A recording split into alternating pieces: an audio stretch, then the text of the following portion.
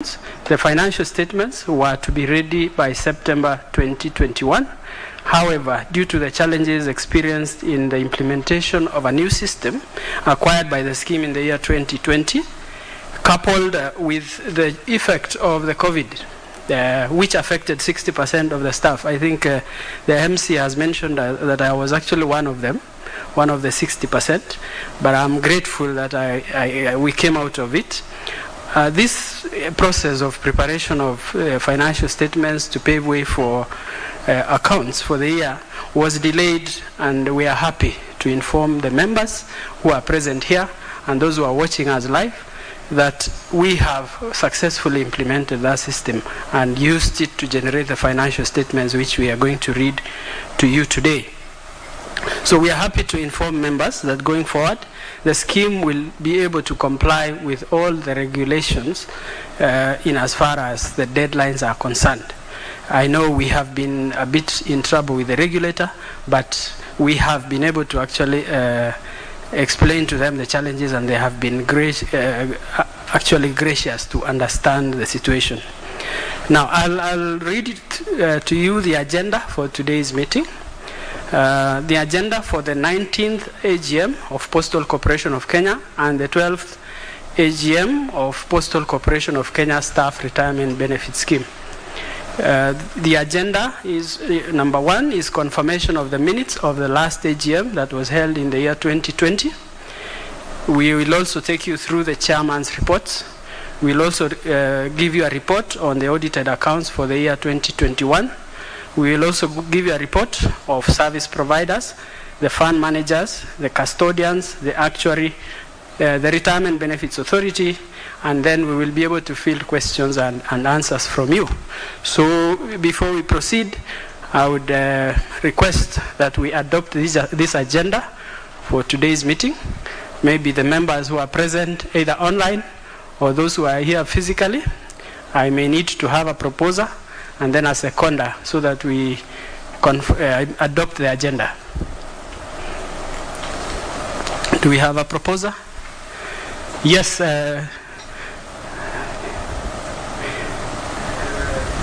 morning, all the members,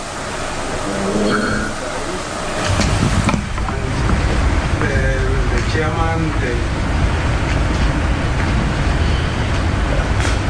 Good morning, everybody. Good morning. I stand here to propose the confirmation of the minutes of the confirmation of the agenda. Thank you, Jamulek Mwirisha. We can have someone online to second the adoption of the agenda before we go to the minutes, confirmation of the minutes. Do we have someone online?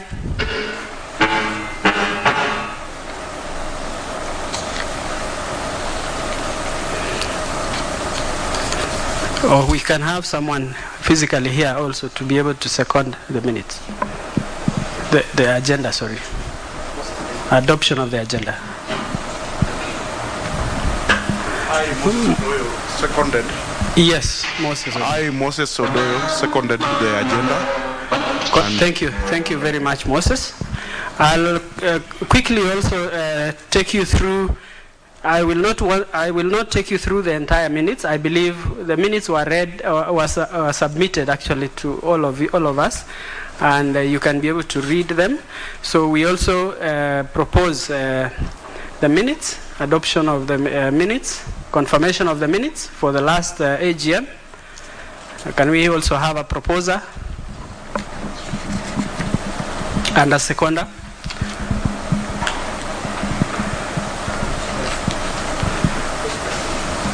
Those who are present, I believe you will see your names listed there. But as we think about that, I would like to quickly go into introduction of the trustees who are here. We have trustees of the Postal Corporation of Kenya Staff Pension Scheme. We have Trustee Zuleika Mohammed. You can stand. They can be able to see you. Good morning, everybody. We have Trustee Eric Betts. We have Trustee Julius Opini. Good morning, members. We have Trustee John Thongori. Good morning, members. Those are employer-nominated trustees of Postal Corporation of Kenya Staff Pension Scheme. We also have employee-elected trustees, Mr. Joseph Tele. And we have Mr. Moses Mwai. Moses Mwai is the trustee who prayed for us. Good morning, everyone. For the staff retirement benefit scheme, we have also trustees who are here. We have, in absentia, we have Trustee Alista D'Souza, who is also a trustee nominated by the sponsor. We have Mr. John Tonui, nominated by the sponsor. Those who are elected by members, we have Trustee Simon Gashara. Then we have, thank you. We have also Trustee Mukhtar Abdullahi and Trustee Philemon Munai. Thank you very much. So I would like to then go ahead and invite the chairman to read her speech. We have the two schemes represented here, Postal Corporation of Kenya Staff Pension Scheme and Postal Corporation of Kenya Staff Retirement Benefit Scheme.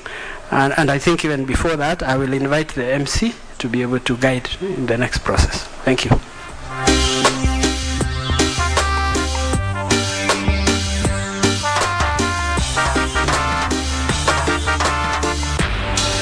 Thank you very much, Mr. CEO. This year, in contrast with the previous years, the event is embracing, these AGMs are embracing technology and the digital space that we are in. I had a conversation with one of the trustees, and he told me that in the previous years, the AGM went round to all the stations. So by the time you're done with the AGMs, it was 2 weeks. But this year, in one meeting that is less than half a day, everybody can get a brief of the AGM, which is a fantastic opportunity. And I want to find out from our members who are on Zoom. Kama uko pale kwa Zoom, naomba uende pale kwa chat box and useme you're tuning in from where. We want to see how far and wide this meeting is going. I wish you could do that on TV, but if you're on Zoom, please indicate there where you are tuning in from so that we can see and know that this digital era is indeed working. Next, as the CEO alluded, we want to hear from the chairs of the schemes, and we're going to start with the Postal Corporation of Kenya Staff Pension Scheme Chairperson, Mrs. Zuleika Mohammed. Mrs. Zuleika Mohammed also told me that she is absolutely grateful for health. You know, she knows many people that did not make it, but she is here and we are all here. Ladies and gentlemen, please help me welcome Madam Chair Zuleika Mohammed.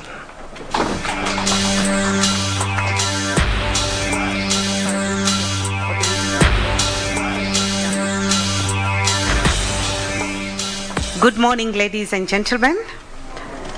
It is with great pleasure and honor to be here with you today for this annual general meeting. This meeting, we are conducting it differently from the past, where meetings would be held in several stations. We then realized that by holding it in this manner, we would get a larger reach. I hope maybe at the end of the session, we'll be told how many people had joined online, and those who have not come, maybe will also join us. The last meeting had around 824 attendees, so I believe that this time definitely there are going to be more. I want to thank all those who are present here, both physically and virtually, for leaving their busy schedules to be with us today.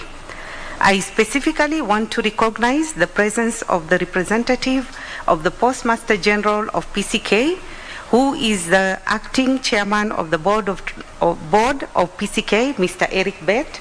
He's also a trustee in this scheme. Mr. Bett, maybe you could wave again. Okay.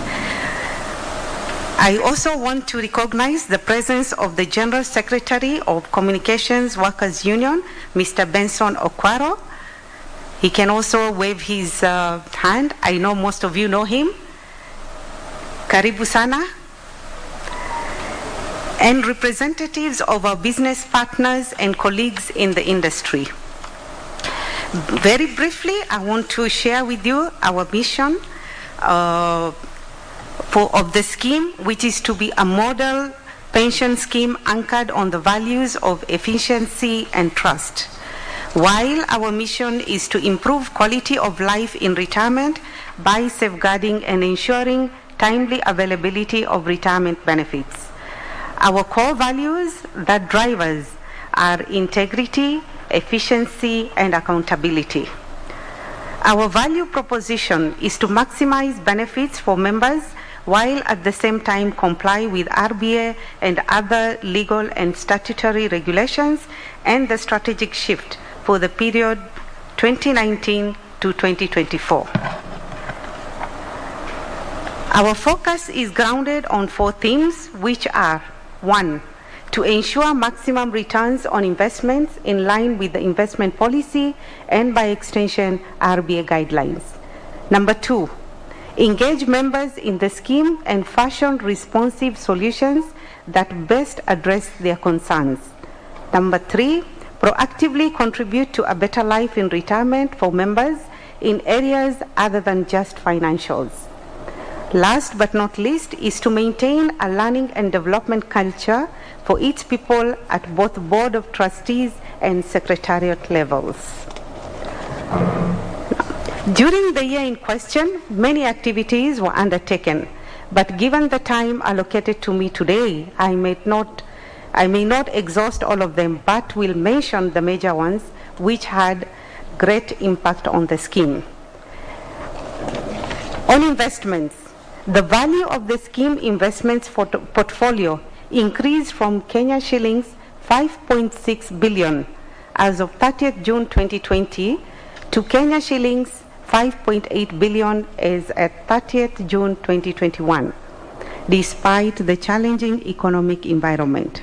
This increase is attributed to prudent investment by the fund managers and re-evaluation gain from the scheme's properties, which increased from approximately Kenya shillings 2.9 billion to 3.2 billion. The scheme has continued to invest prudently in Kenya government securities at 29.4% of the value, followed by local and regional equities at 10%, fixed and offshore investments at 2.6% and 1.38% respectively. The property portfolio remains the largest at 55.6%, with cash balances at 2.7%. Following the closure of the scheme in 2010, the assets have relatively remained stable at approximately Kenya shillings 6 billion. Despite the challenges, trustees wish to assure members that the scheme was able to meet its obligation of paying out benefits to members amounting to Kenya shillings 409 million. Actuarial valuation. As a requirement, the scheme has to undertake an actuarial valuation once every 3 years to determine the funding level. During the period ended 30th June 2021, the scheme undertook the statutory actuarial valuation, which resulted in a positive funding level of 112%. Consequently, trustees awarded pensioners who were in receipt of pension as at the valuation date a discretionary bonus equivalent to 2 times the pension paid in the month of December 2021. Details of the same will be presented by the actuary in due course. The scheme acquired an ERP system to automate the finance and investments of the scheme to enable tracking of investments and other general accounting processes. To this effect, the scheme was able to successfully deploy the system in financial statements for the year ending 30th June 2021. As a matter of fact, the financial statement that will be read to you shortly is the product of the system. As a result, the audit cycle, which used to take 3 weeks, took 1 week since all the schedules were available in the system in real time. The scheme is compliant with the good governance practices of 2018 by putting in place the required policies, such as the trustee remuneration policy, which was approved by members and submitted to RBA. RBA means Retirement Benefits Authority. The conflict of interest policy, trustee code of conduct policy, communications policy, and training policy. The period under review saw 3 trustees joining in, 2 of whom were elected by you members and 1 nominated by the sponsor. In compliance with the RBA guidelines, they went through the mandatory trustee development programs and were certified accordingly.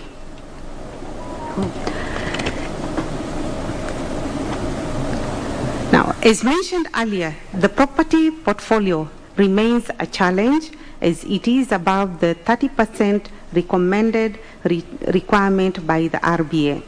The scheme intends to reduce it to 20% by 30th June 2024 when the strategic plan ends, through the implementation of a property rationalization strategy that has been approved by the board and submitted to the authority.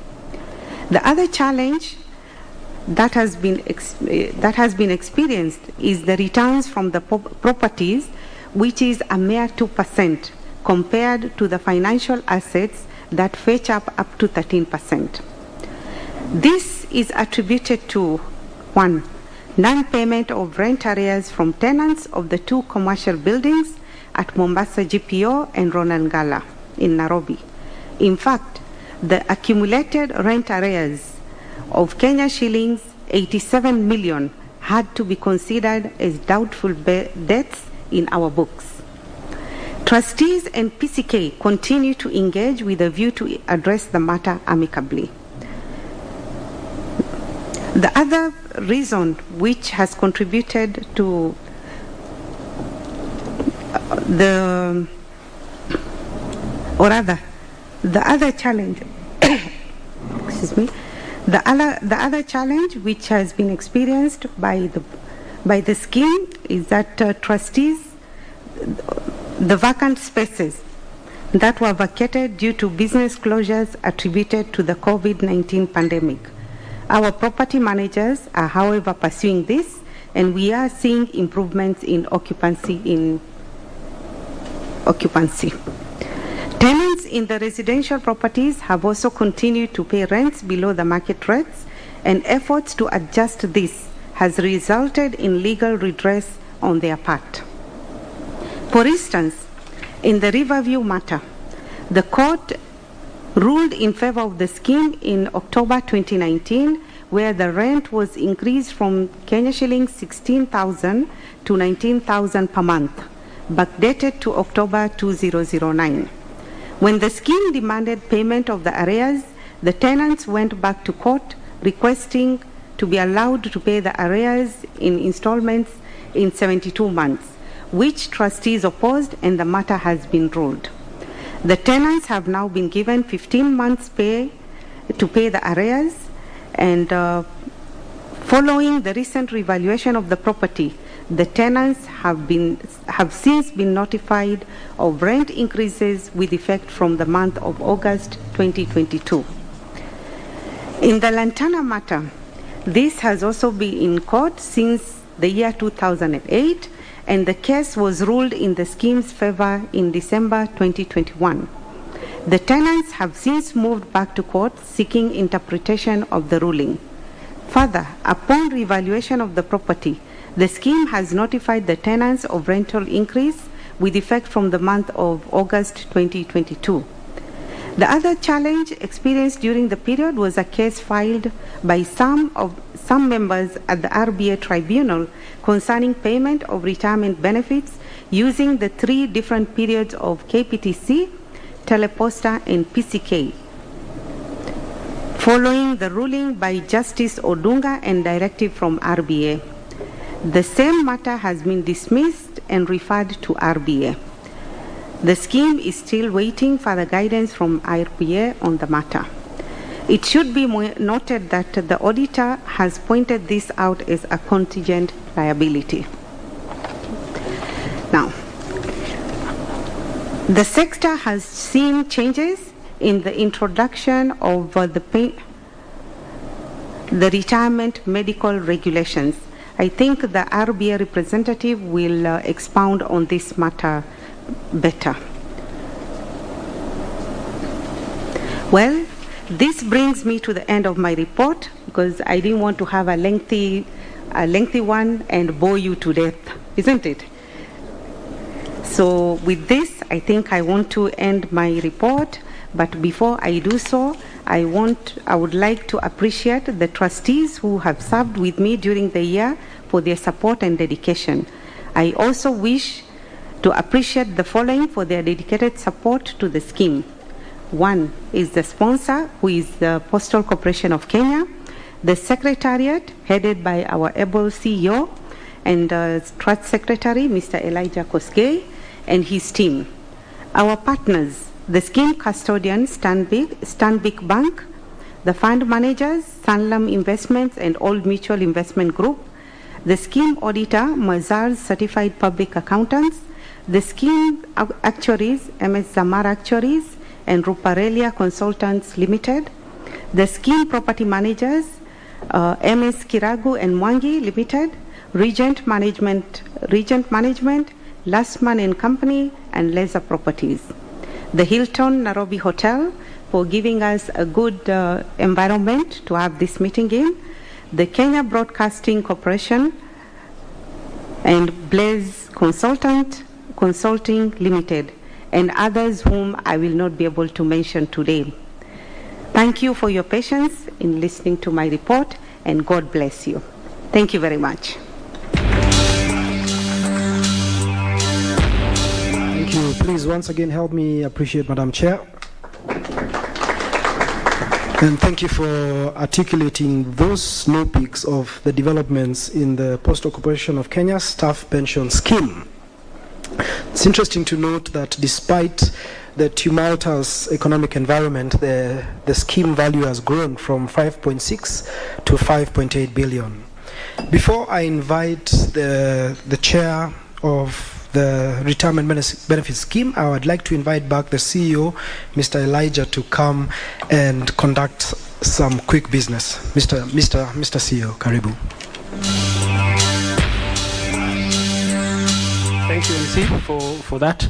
I just felt that we had not finalized the confirmation of the minutes, and before we proceed, I would want us to confirm the minutes of the last annual general meeting from the participants who are here. I need a proposer for the confirmation of the minutes. Yes, Chelimo has proposed confirmation of the minutes. Good morning, colleagues. Good morning, colleagues. Good morning. I propose the minutes. Thank you, Chelimo, for that.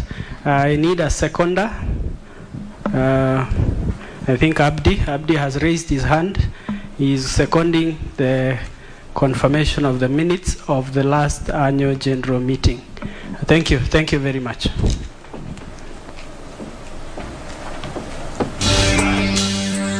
The minutes are confirmed now, so we can now move on to the next business items. And just before I invite the second chairperson, I want to recognize on Zoom, there's a representative who's put there, or a member who said they are tuning in from Nakuru, and another one from Gem, and another one from Siaya.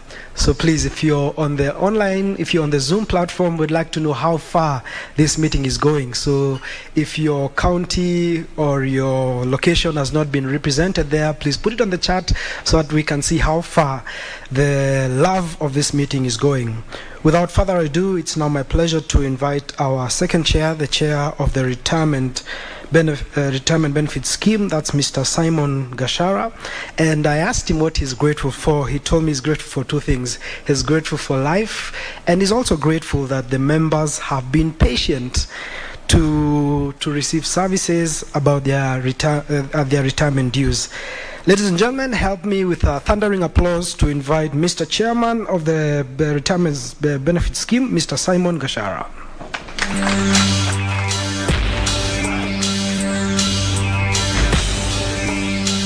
Good morning. Okay. This is the report of the chairman of the Postal Corporation of Kenya Retirement Benefit Scheme. It is with great pleasure that I welcome all members and stakeholders to our 12th AGM. I am delighted to present the pension scheme report for the year ended 30th June 2021. The scheme witnessed declining growth attributed to the challenging economic environment arising from the effects of COVID-19 that saw NEC 20-share index change of 300 basis points. Despite the challenges, the growth momentum of the returns witnessed in the previous financial year continued to the year at a review albeit at a lower rate. Vision and mission statements are the core values. The objective of the scheme is to provide cash and pension benefit to members on retirement or relief to families in the unfortunate demise of a member. Our vision is to be a model pension scheme anchored on the values of efficiency and trust. Mission is to provide attractive and timely repayment of retirement benefits through prudent investment and management of funds. Investments. The value of the scheme investment portfolio declined from Kenya shillings 3.8 billion as at 30th June 2020 to Kenya shillings 1.8 billion as at 30th June 2021.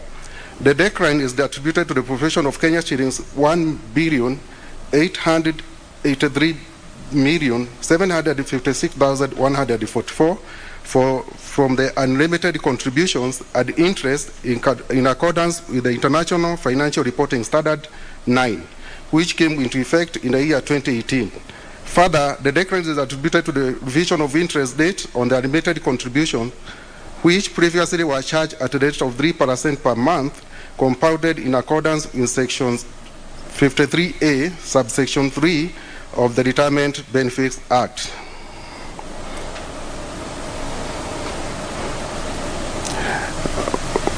This way. Sorry, the slide is not moving.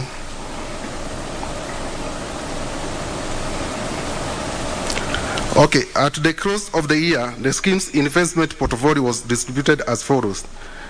Cash balances at 1.31%, local and regional equities at 3.65%, fixed and core deposit 25.10%, Kenya government securities at 69.95%. Status of the unlimited contributions and payment of retirement benefits. The scheme continues to face challenges as a result of unlimited contribution dating back to June 2015, which have now accumulated to over Kenya shillings 1.1 billion. Before interest net of employee contributions received for the months of February and December 2017, February 2018, April, November 2020, and August 2021, which the scheme received from our sponsor, Postal Corporation of Kenya. The scheme has continued to charge interest in accordance with the law. The scheme has been in consultation with the sponsor and the regulator over the matter of the limited contributions, and recently the scheme was advised by authority to use the rates of interest declared for each of the years in default and consequently reduce the interest owed on the unlimited contributions. Consultations between the trustees, the sponsor, our Ministry of ICT, and the National Treasury are going on to have some property transferred to the scheme through a cabinet memo, which we hope will be disposed of before the general elections. Trustees, in an effort to hasten the process, trustee moved to court to compel PCK to transfer the property to the scheme. This process is still ongoing in court. I would like to inform the members that the matter will be mentioned in court next week on 5th July 2022. Trustee wishes to notify members that scheme only pays benefit to the extent of what has been received and the advice on the balance outstanding from the sponsor PCK, and which ones received is paid. As a result of these partial payments, employees are not able to purchase annuities or income drawdowns since the amounts end up being trivial. This is a situation that needs to be considered seriously by the sponsor. Sector changes. During the year, The pension sector witnessed a number of changes that I would like to bring to the attention of members, which include: 1, preservation rules. The RBA regulations have been amended to allow members to preserve up to 50% of the benefits in the scheme until attainment of the retirement age. This implies that both employee and employer portion can only be assessed up to a maximum of 50%. Mortgage regulations. The mortgage regulations allow members to use up to 40% of their retirement benefits to purchase a residential house, subject to a maximum of Kenya shillings 7 million. The trust deed and rules of the scheme has been amended to allow for members to access 40% of their benefits to purchase a residential house. 3, income drawdown. This is an alternative to purchasing an annuity where a member opts to be paid his benefits in small chunks until the amount is exhausted, subject to a minimum for 10 years. If the amount remains after 10 years, the member may opt to take the entire amount or enter into a fresh arrangement. The income drawdown arrangement is usually run by external service providers, but the law allows the scheme to set up its own drawdown arrangement if it has the capacity. Post-retirement medical regulations. The post-medical scheme, which allows members to access medical facilities through contributing to the fund and through additional voluntary contribution arrangements. The objective of these guidelines is to facilitate the establishment, regulations, and the supervision of the management of post-retirement medical funds by A, setting out the framework for the management and the administration of post-retirement medical funds, providing guidance to the schemes to provide for additional voluntary contribution by members in respect of post-retirement medical funds.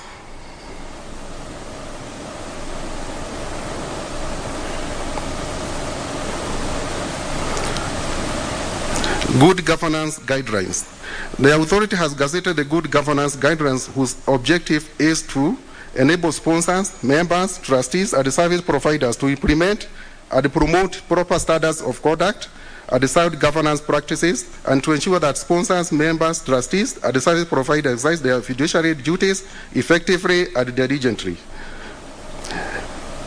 In compliance with good governance guidelines, the scheme has already developed the necessary policies required to comply with these guidelines. The processes include trustees remuneration policy, trustee training policy, trustees induction policy, communications policy, board charter, and the code of conduct policy, trustee designation and appointment policy, and the conflict of interest policy. Other amendments are contained in the RBA website, and members are invited to familiarize themselves. Member self-service portal. The scheme will soon launch the mobile app that will enable members to monitor their benefits using their phone numbers. This is part of the modernization that the scheme is trying to do in order to reach and empower its members. The system is currently being tested, and members will be advised on when it will be available for use. In conclusion, the scheme, despite the challenges caused by the COVID-19 pandemic in the last quarter of the financial year, was able to meet its obligations during the year, and we expect the momentum to continue in the coming year. I would like to appreciate the trustees who served with me during the year for support and dedication. That is, the trustees who served with me are Mrs. Frida Kimandi Gashie, she has since retired, Mrs. Jennifer Oya, she has also retired, Mr. Arista D'Souza, who is absent with an apology, Mr. John Tanui, Mr. Munkta Abdrahi, and Mr. Philemon Munai.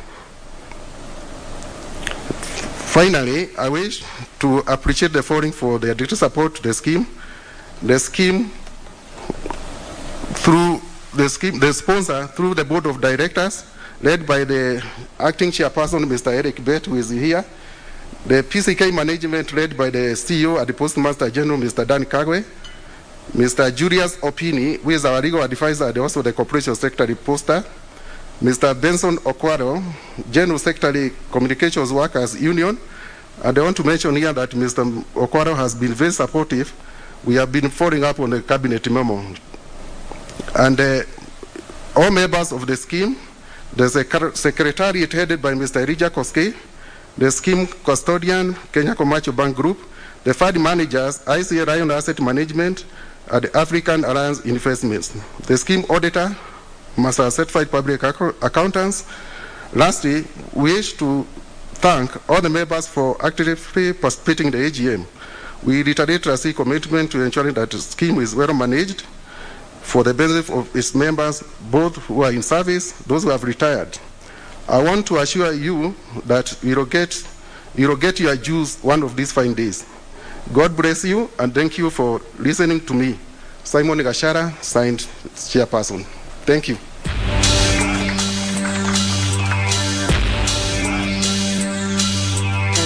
Thank you, Mr. Chairman, giving us the ins and the outs of the retirement benefit scheme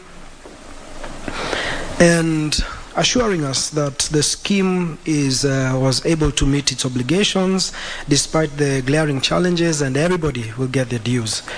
I also want to recognize more people who are tuning in, or at least notifying us on the chat from where they're tuning in from. There's somebody from Kikuyu, somebody from GPO, somebody from Kilimani, Nairobi, and Bungoma. Karibuni to all of you. Next on the program, I want to invite the chairman of the Postal Corporation of Kenya, and this gentleman is a historian. I sat with him for a minute and he educated me on a particular thing, and I probably want to tell you, did you know that the Postal Corporation of Kenya is the oldest corporation in Kenya? It's over 122 years old. It's one of those pre-independence corporations. It was constituted when the colonialists, they came here and we didn't have mobile phones then, and they needed to get in touch with their kins and members. So oldest corporation in Kenya, and it tells me that the next corporation that came after Postal Corporation is the Kenya Railways. Ladies and gentlemen, with a rousing applause, help me welcome Mr. Chairman of the Postal Corporation of Kenya, Eric Betts. Thank you very much, Muridi. One thing you forgot to say, Muridi, and I want you next time to be a good student, is that Postal Corporation is the corporation that connected a lot of people, especially our generation, to our spouses. Through those letters we used to receive when we were in high school and other institutions, those letters that read, "Kiss before you read." I don't know whether you got, some of you young people did not get those letters, but we got them. Fellow trustees, veteran Benson Okwaro, senior citizen, and other senior citizens around, all protocol observed. On behalf of the PCK board, which is the sponsor, I bring apologies from our Postmaster General, Mr. Dan Kakwe, who was ready to be with us today, but this morning he was summoned somewhere for official duty. So he's in the ministry headquarters. But he promised me that once he is through, he will join us. So I'm here representing the PCK board, PCK management, and as a trustee. Personally. So, members from both Postal Corporation of Kenya Staff Pension Scheme and Postal Corporation of Kenya Staff Retirement Benefit Scheme, representatives of Ministry of Labor and Social Protection, Retirement Benefits Authority, Communication Workers Union officials, led by the Secretary General here, Mr. Benson Okwaro, key service providers present, members of the Fourth Estate, and in this case, specifically, our oldest channel also, KBC Channel 1. Ladies and gentlemen, Postal Corporation of Kenya is the official sponsor of the two postal pension schemes, making their annual general meeting today here in Nairobi and online.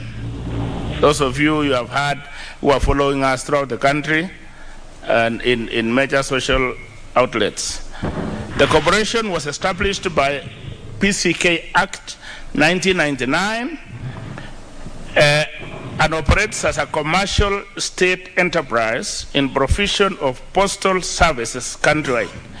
We are greatly humbled and privileged to be associated with the two schemes patronized by our employees and pensioners.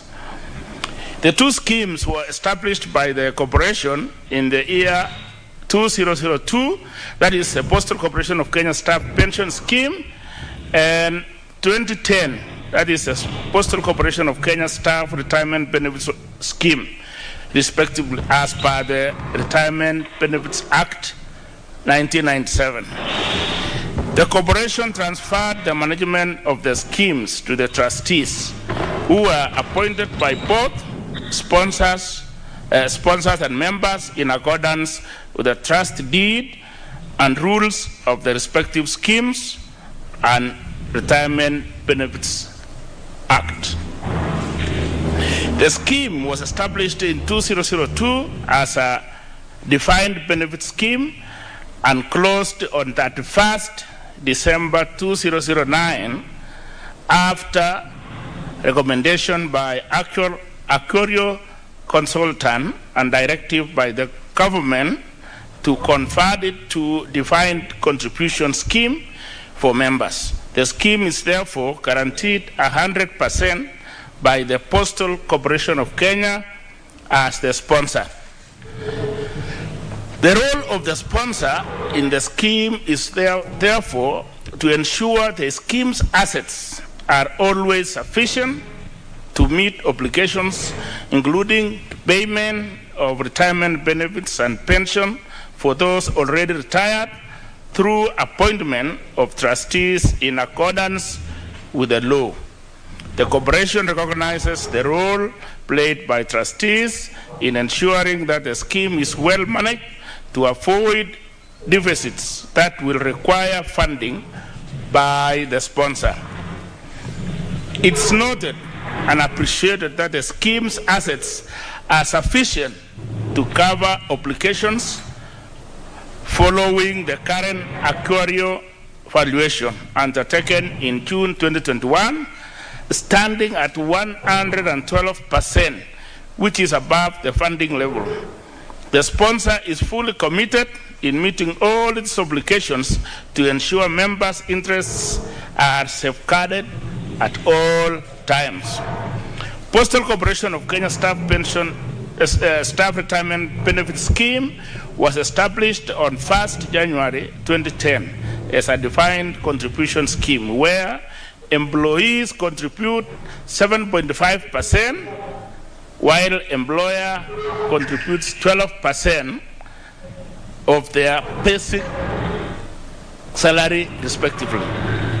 In 2015, the sponsor started experiencing financial challenges due to the decline in business fortunes, and thus caused delay in remittance of members' contribution. The decline in postal industry is a global trend, and thus PCK was not exception.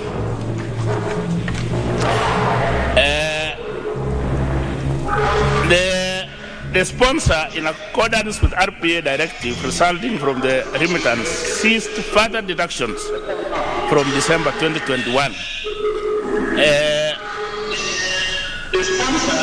Further, the corporation has reduced contribution rates from 12% to 10% and is making arrangements to remit ongoing employer contributions while it tries to sort out the outstanding remittance. Members are invited to note and appreciate that once the financial position of the corporation, the sponsor stabilizes, the contributions will resume. Finally, I wish all members of the two schemes a successful deliberation and fruitful 2021 annual general meeting. Thank you very much and God bless you. Thank you, sir, and God bless you too. That's a word from our sponsors, the official sponsors, that's Postal Corporation of Kenya. And now we move to the presentation of the Auditor financial statements for the past year. There's a quote from a professor from University of Chicago called Milton Friedman, who says that the business of business is business. So we want to hear now the numbers, because everything comes down to numbers. The chairs have given us the snow peaks. Now we want to move into the details of what's going on. And I'm sure these presentations are already with you or will be made available to you. We're just having summaries for now.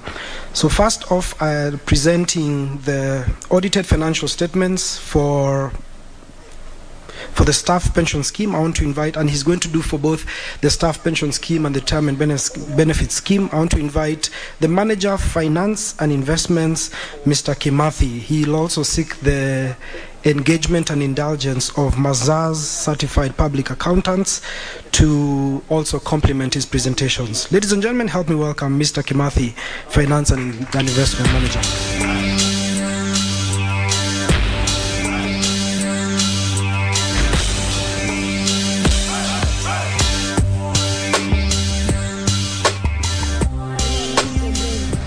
Thank you for the opportunity.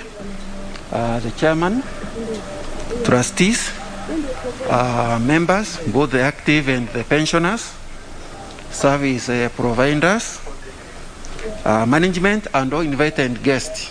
All protocols observed. Good morning. I take this opportunity to present the audited financial statements of the two schemes. And I will start with the owned scheme, which is called Postal Corporation of Kenya Staff Pension Scheme. I will not read the whole booklet. I will only present or highlight the major areas of the financial statements, which is a summary of all the financial transactions and all the activities which were carried out in that year. Page number 1. In terms of scheme information, to confirm that the current investment managers is Sanram Investment Services and Owned Mutual, Custodian, Stanbic, Remittance, Actuaries, Zamara Actuaries. The legal advisor is the Corporation Secretary. In terms of the corporate governance, I would like to confirm the following items: that during that financial year, the trustees who were in office were 6, and the 6 trustees present in that year carried out 9 board meetings.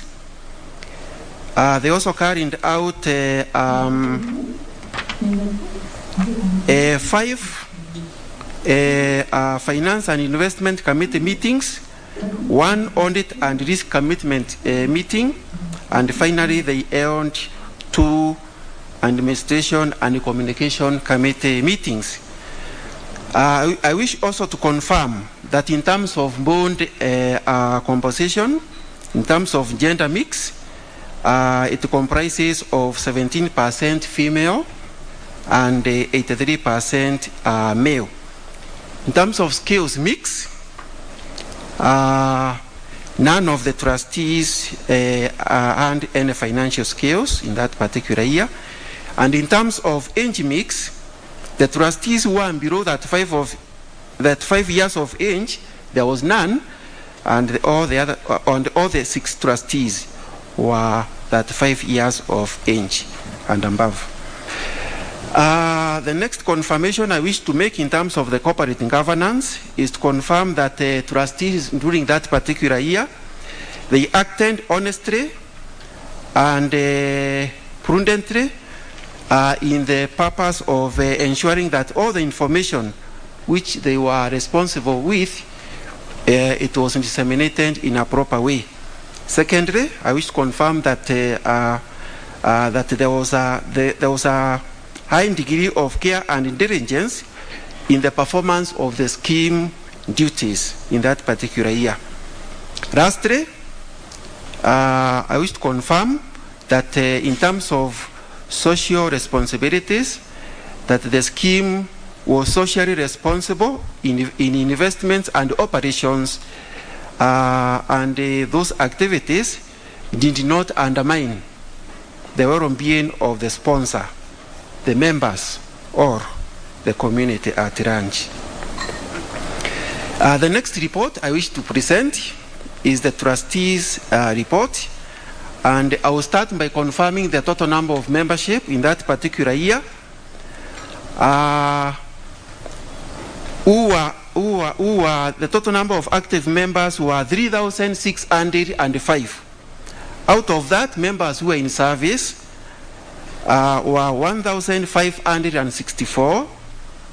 Pensioners who were in the payroll receiving monthly pension were 1,795. And then fund members, we had a small number of 246. We move on to the Trustees Responsibilities Report. In this report, I want to make the following highlights. The first one is to confirm that during that particular year, as required by the law, trustees kept proper books of accounts and records, which were able to report correctly all the incomes, all the expenditures and the liabilities and assets of the scheme. Secondly, I wish to confirm that the proper internal controls were maintained during that year to ensure that all the financial transactions and activities were carried out as required. And lastly, I wish to confirm that all the assets of the scheme were safeguarded as required by the law. Lastly, I wish to confirm that this scheme is an ongoing concern, which means it will continue to exist in the future for the purposes of investing the members' funds and growing them so that there will be enough funds to pay members' benefits when they retire. I will jump to the Auditor's report. I'll go straight now to the numbers. In terms of growth which was generated by the scheme in that particular year, I wish to confirm that for the 12 months ending June 2021, the scheme generated a growth of increase in net assets amounting to 137,333,476. And that amount was generated as follows. There was a small amount of transfer in of contributions from the Provident Fund, which is under liquidation, of 24 million. Then members who left service within that particular year, they were paid benefits amounting to 408 million, giving a net return from dealing with the members of 383 million.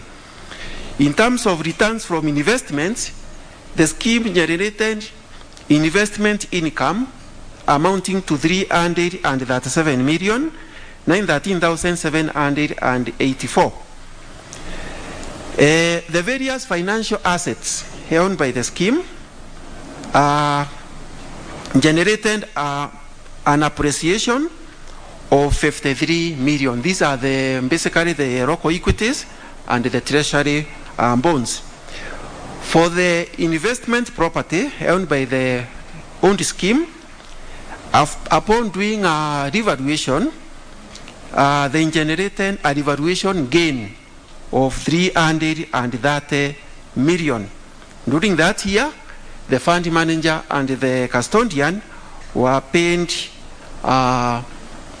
fund investment fees and custodian fees amounting to 64 million. Administrative expenses incurred for that financial year amounted to 136 million, and on note number 8, these are a brief summary of the composition of that amount.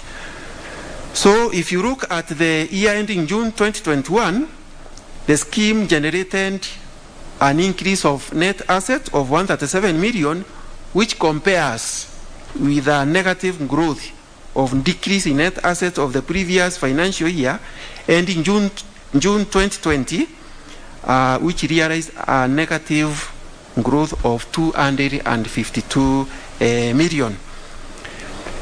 Let's go to the next report, which is the balance sheet, which summarizes all the assets of the scheme owned by the trustees for the purposes of paying benefits, which as at 30th of June 2021, the book value of those assets was 5,611,151,471.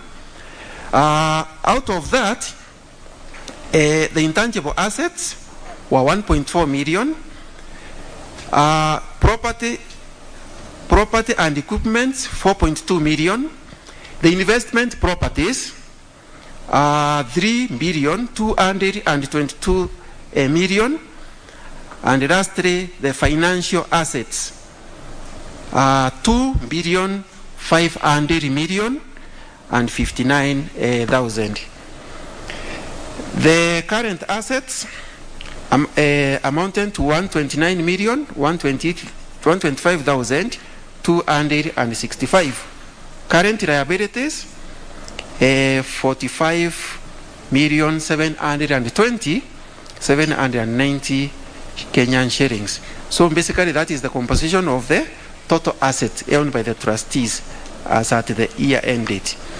The cash flow statement, I want to make the following highlights.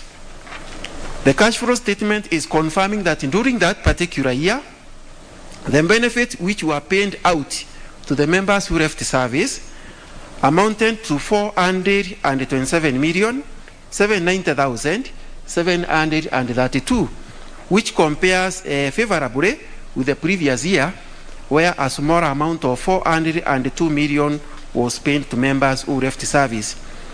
In terms of investment incomes, the scheme received investment incomes in terms of interest income, dividends incomes, and rebates commission amounting to 210,508,279, which compares unfavorably with the previous year, where the scheme received a higher amount of 256 million.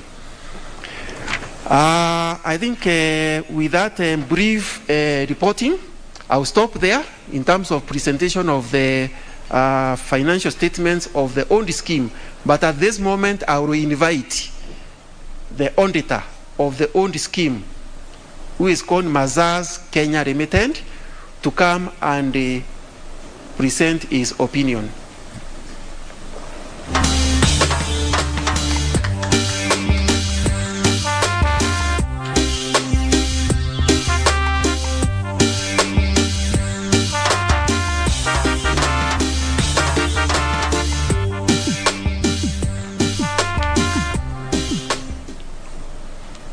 Yes, all protocols observed. The trustees, service providers, invited guests, and the members of Postal Corporation of Kenya. Good morning. Yes, this is the auditor's opinion on the financial statements which have been presented to you. I would like to highlight that the opinion of the auditor was a clean opinion. Maybe you can go to the opinion page.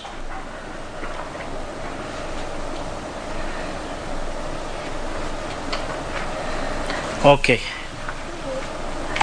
Yes, so the opinion, we have audited the accompanying financial statements of Postal Corporation of Kenya Staff Pension Scheme, set out on pages 12 to 33, which comprise the statement of net assets for the benefits, net assets available for benefit as at 30th June 2021, the statement of changes in net assets available for benefits, and the statement of cash flows for the year then ended, and notes, including a summary of significant accounting policies. In our opinion, the accompanying financial statements give a true and fair view of the financial position of the scheme as at 30th June 2021, and of the disposition at that date of its assets and liabilities in accordance with the International Financial Reporting Standards and the Retirement Benefits, Occupational Retirement Benefits Scheme Regulations of 2000. At the basis of the opinion, we conducted our audit in accordance with the International Standards on Auditing, that is the ISAS. Our responsibilities under those standards are further described in the auditor's responsibilities for the audit of the financial statements section of our report. We are independent of the scheme in accordance with the International Ethics Standards Board for Accountants, Code of Ethics for Professional Accountants, IESBA Code, together with the ethical requirements that are relevant to our audit of the financial statements in Kenya, and we have fulfilled our ethical responsibilities in accordance with these requirements and the IESBA Code. We believe that the audit evidence we have obtained is sufficient and appropriate to provide a basis of our opinion. In our report, we also highlighted something which an emphasis of matter, indicating that the investment property which is being held by the scheme is way above what RBA have set a limit on investment property. RBA have given a limit of 30%, but if you go to a note indicated on note 12, you will note that investment property is at the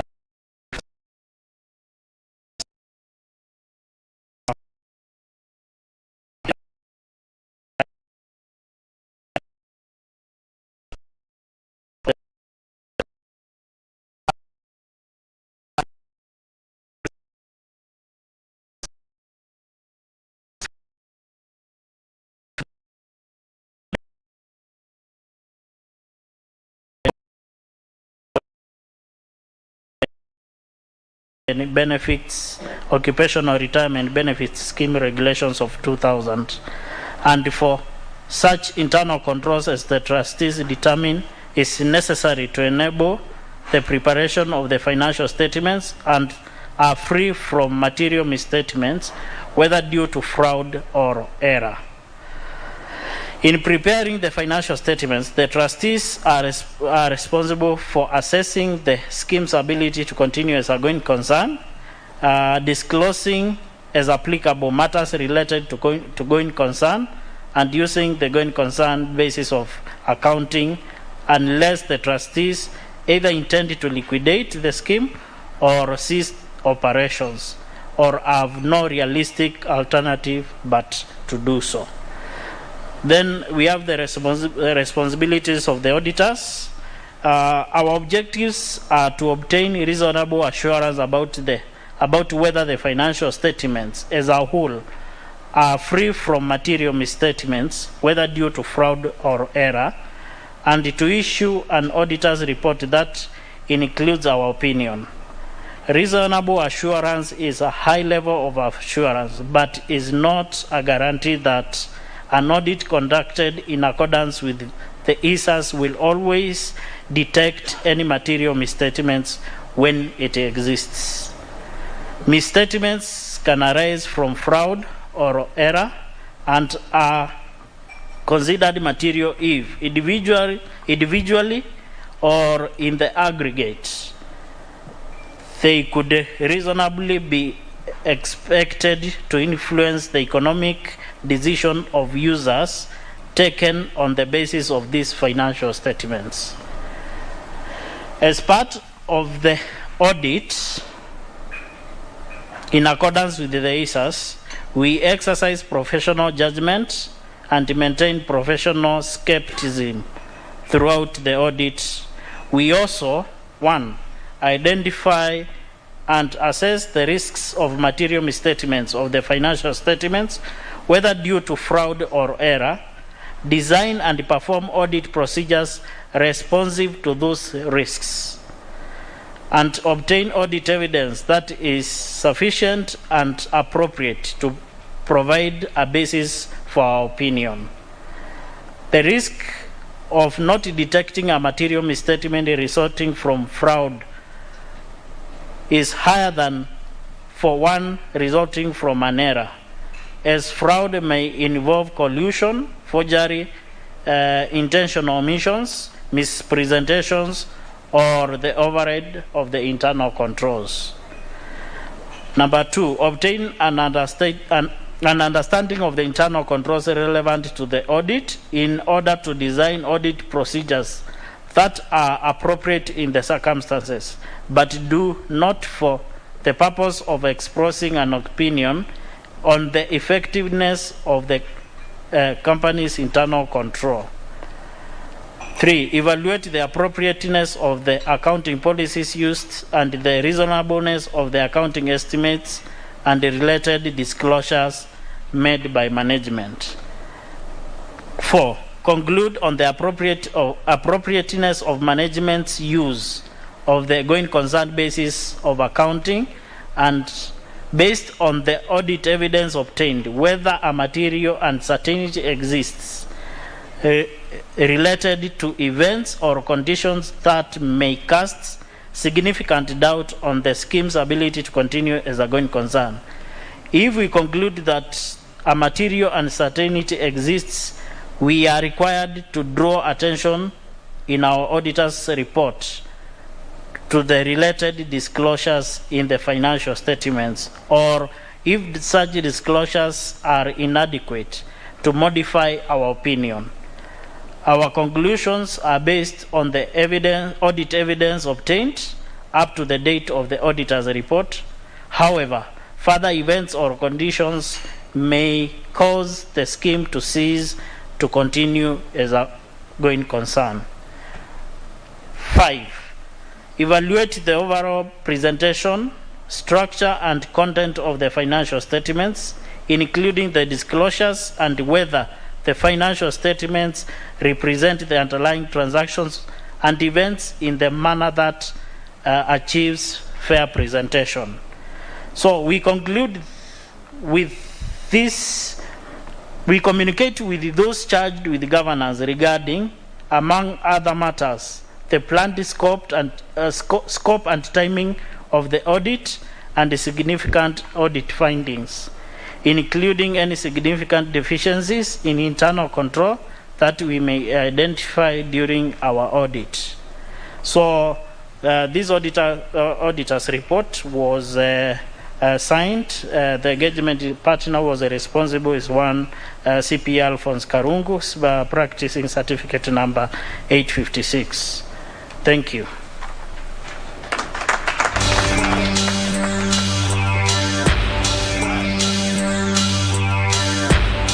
Thank you, Mazaz, for the clean audit opinion for the audit scheme. Now I'll take you through the next audited financial statements, which is for the new scheme, which by law it's called the Postal Corporation of Kenya Staff Retirement Benefits Scheme.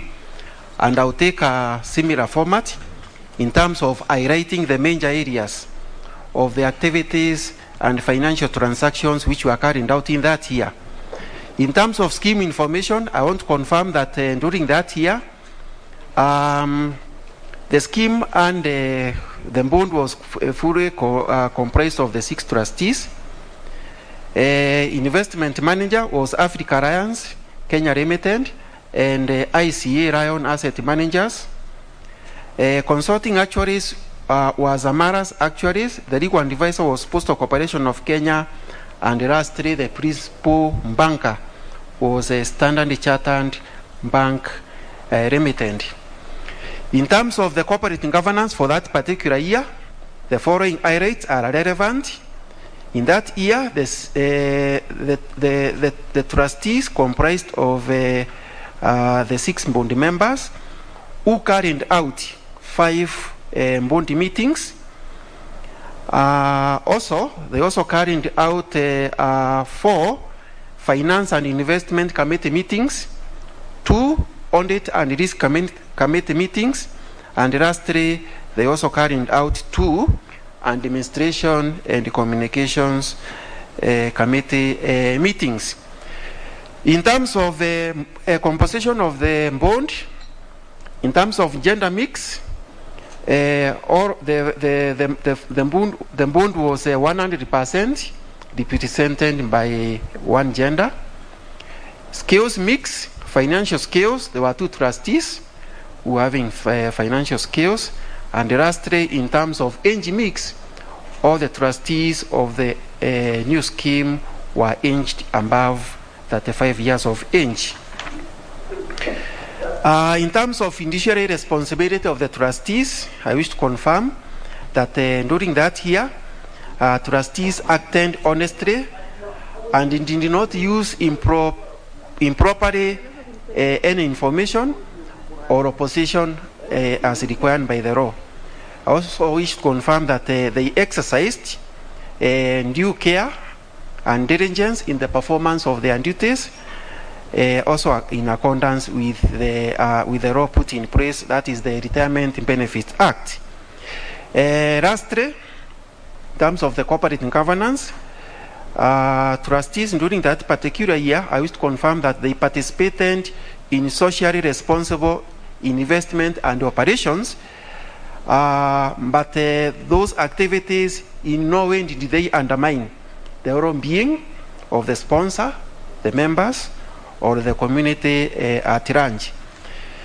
In terms of the report of the trustees, I wish to confirm the following. Membership, as at 30th of June 2021, the scheme comprised of 2,712 members, out of which members who were in service and making contributions every month were 2,257, and defunct members 387, and lastly dormant members were 68 of them. I also wish to confirm that during the year ending June 2021, members, 267 members left service and they were paid their benefits in full. In terms of the trustees' responsibilities report, I wish to confirm the following: that during that year, the scheme kept the proper books of accounts, which enabled the recording of all the financial transactions for that year. We wish to confirm also that there were proper internal controls, which ensured that the various financial activities and transactions were carried out in accordance with the law. Lastly, I wish to confirm that the assets of the new scheme were safeguarded for the purposes of growing them, so that when members retire, there won't be enough assets to make the payment of their benefits as required by the law. The trustees are also confirming that this scheme will continue to exist in the foreseeable future for the purposes of receiving contributions, investing them, growing them, so that by the time members will retire, there will be enough assets to make payments of benefits which are competitive. Straight to the numbers, in terms of the growth generated in the financial year ending June 2021, the scheme generated a negative growth of 1,944,475,110. And this one is explained as follows. During the year, the scheme contributions receivable amounted to 171 million, transfers in 1.7 million. Then members who left the service were paid benefits amounting to 439 million, giving a total amount of dealings with the members of negative 266 million. During the same year, investment incomes amounting to 165 million was received in terms of interest income and dividends income. For the various financial assets owned by the scheme, realized a growth of 81,677,859.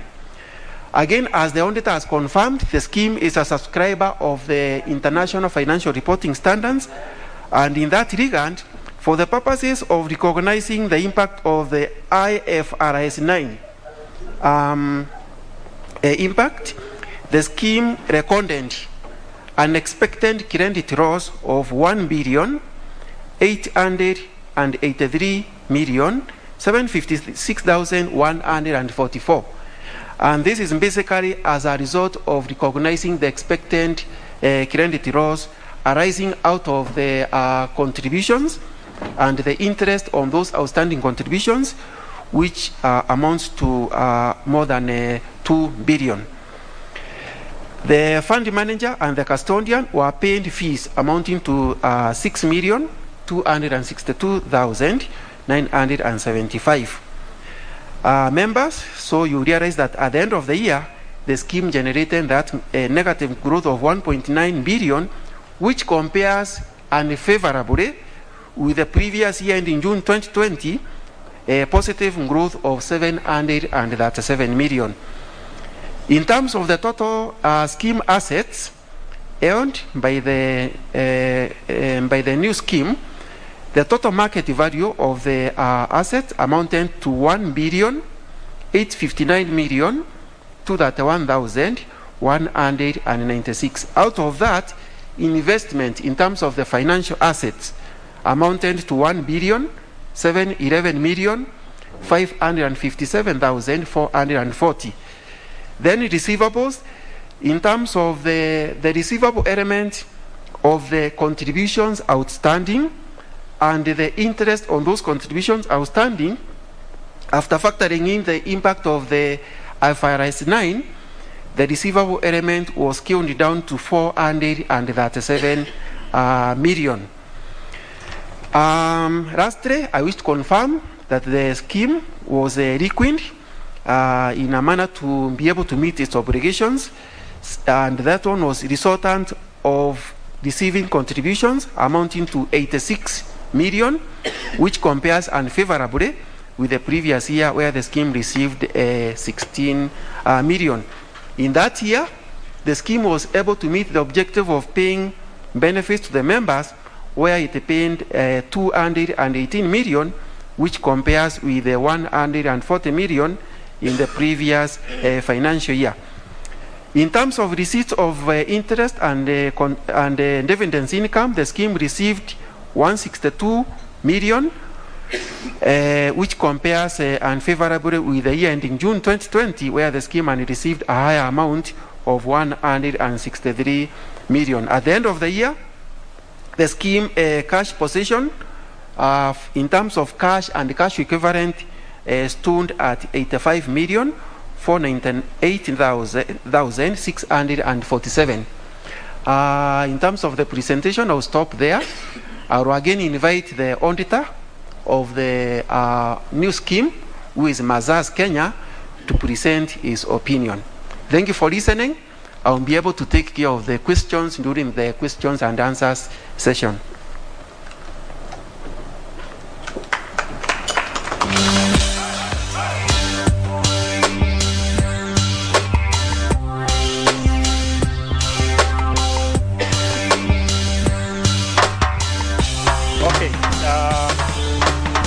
For the opinion, since in most cases the opinion is majorly similar, especially on the issue of the trustees' responsibilities and the auditor's responsibilities, I will not take you through those responsibilities because they are actually similar with what I represented in the other scheme.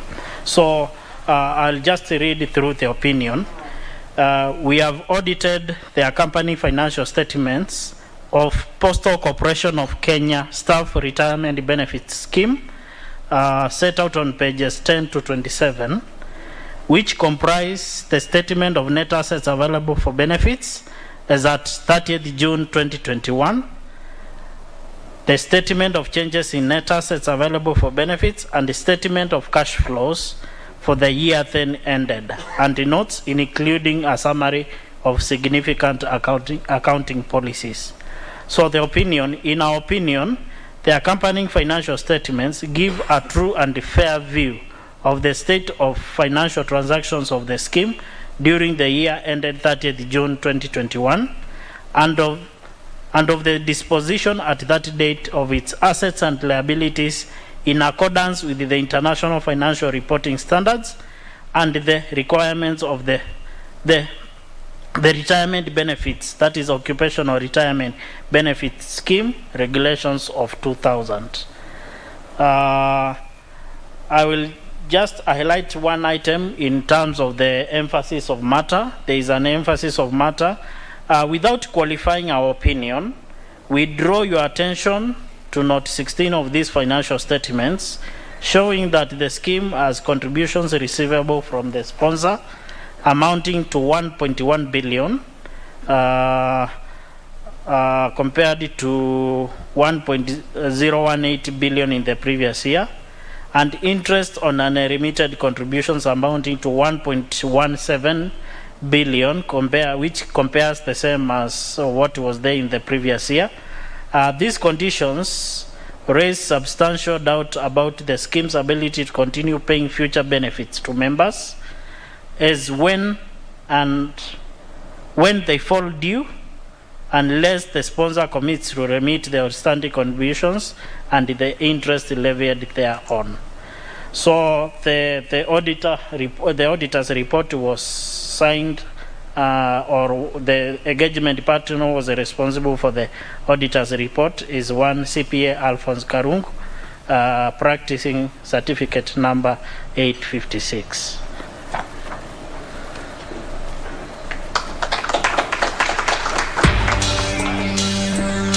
Thank you very much, Mr. Kimathi and the Mazars Certified Public Accountants for that meticulous articulation of the financial statements, including the audit reports or opinion.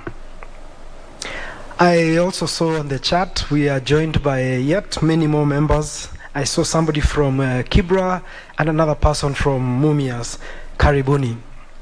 If you're there and I've not mentioned or noticed your location, please put it on the chat so that I can recognize where you're tuning in from. The next presenters, I will appeal to you to keep it short and sweet, because we have the opportunity of having this live courtesy of KBC, and as you can imagine, they have promises to the rest of their viewers, and at a certain point they will have to transition to the next program in the station. So please, our next presenters, keep it short and sweet. I know in terms of finance and accounting, it's important to be meticulous, but I'm sure the next presenters can help us redeem time accordingly. Before I invite a word from the fund managers, I want to have a quick indulgence from one of our guests, Mr. Benson Okwaro, the Secretary General of the Communication Workers Union. Please come and give us a word or two, sir. Ladies and gentlemen, help me welcome Mr. Benson Okwaro from Communication Workers Union.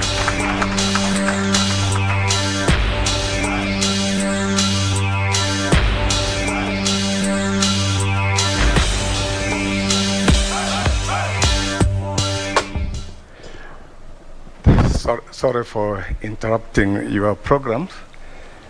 I wanted to be with you up to the end of the function, but it appears I have to leave a little bit earlier. I have a relative whose service is going on at St. All Saints Cathedral, and I want to be there by 12. This is why I've asked for this interruption, so that I could say a word or two. Chairman of the PCK Board of Directors, Chairman of the Board of Trustees, the administrator of this pension scheme, the delegates present here and maybe online, invited guests, ladies and gentlemen. As you've been told, my name is Benson Okwaro. I'm the General Secretary of Communication Workers Union, and I represent about 2,000 members who are still active and some who might have left. Let me take this opportunity to thank you, the trustees, for having seen it fit to invite me to this forum. This is the first time that I've been invited. I thank you so much. I don't take it for granted. Many of you do not like inviting student leaders because you think we normally just come here to post things for the sake of it. But we believe that we are stakeholders, and we believe that there's some little advice that we can share with you so that we can advance the progress of this scheme. Those of you who are in the know, I was a trustee for the Postal pension scheme for 12 years, and it is during that time that we gave you this scheme, and it has worked fairly well. And despite the fact that we have many problems, particularly on the new scheme, I know you have done a lot of efforts, and I think I will just want to encourage you to do much more so that our members can get the benefits. I'm a trustee myself, I'm a pensioner myself, and I know the benefits of being a retiree. When you're at home, sleeping, doing a lot of nothing, and you earn money at the end of the month for many years. I've myself earned for over 20 years, and I know how sweet it is to be a pensioner. And so when I see a pension scheme like ours going through problems, I get pained. And I want to plead with the administrators of this scheme, the trustee of this scheme, and the board of PCK, that you need to work very hard indeed, and collaborate with all the stakeholders, including this union, to ensure that the pension money is in place in good time, so that people don't go home and live without earning their pensions. Now, there's one thing that I want to plead with you, Eric. I know we have a lot of problem with the current government. They are almost outgoing. But I want to tell you that where you sit as a chairman of the pension scheme, you have a role of an oversight role to ensure that the services of PCK is run properly, including profit making of this organization. And I do know that currently we are going through a lot of problems, to the extent that even the salaries for our staff is not paid on good time. Very unfortunate. I don't want to apportion that blame to you because it's an historical problem, but you have a duty to ensure that you work with the trustees of this scheme and all of us, the RBA, the parent ministry, and the Minister, the Treasury, so that we do something about this. I know there are some properties which has been earmarked, which is part of the memo that the chairman, Mr. Gachara, talked about. And I know, typical of Kenyans, when they see anything about land, about plot, they develop of interest. I've said this for many times, and I want to say it here, that you have to take care so that the premises, the plots, the houses that were earmarked to be handed over to the pension scheme for the purpose of offsetting the 1.1 billion plus is taken care of, so that the grabbers in this country don't grab that land. I know of some interest of people who want to grab those pieces of land. That's why the cabinet memo has been going to and fro. And unless you do something, you will not be able to offset that debt. That will be unfortunate. My plea to you is that I know you're still on as a chairman of this board, and I know the management team is still on. I'm still here for the next 3 years. Oh, so zero, is that warning to me? All right, I'm just about to conclude by saying that, yes, if the new government that is coming in place will find you in place, let us work together with these trustees. They have done a good job. Thank you, Mr. Gachara. I know the movement you have done with you to the RBA, to other places, to ensure that we get what is due to us. Let us work together. Let us see that these properties are found, so that we hand them over to the trustees, so that they are able to maybe sell at a later date and have this pension a viable pension scheme. Thank you so much for giving me this time, and may God bless you. Even if I walk out, it's not that I'm protesting. I just want to go for another function. And then please have a fruitful day. Thank you so much, and may God bless you all.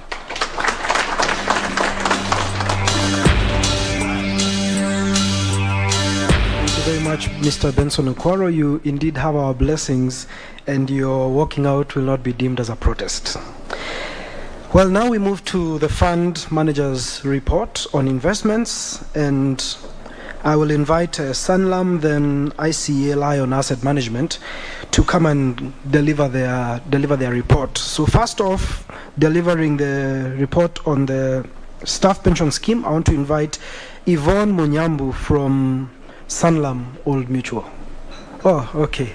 This is clearly not Yvonne, but he will let us know who he is. Karibu.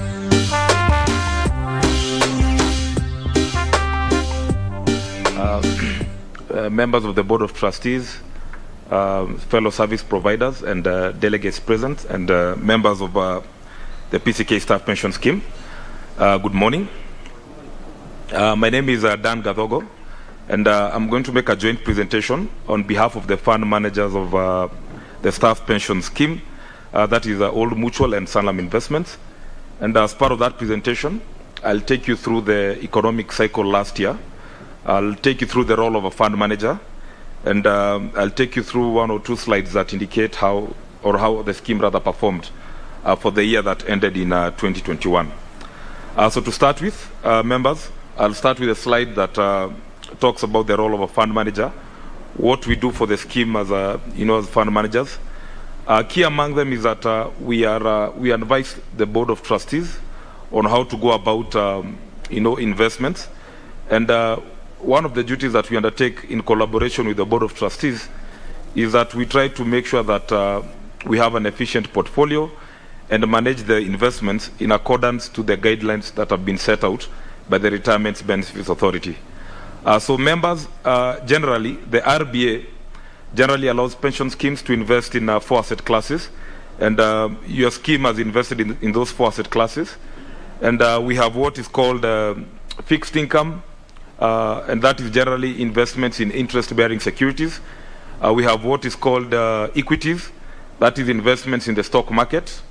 We also have investment in an asset class that we call offshore, and offshore is defined as any investment that is domiciled outside East Africa. And I'd like to confirm that the PCK SPS scheme was an investor in offshore for the year that ended in 2021.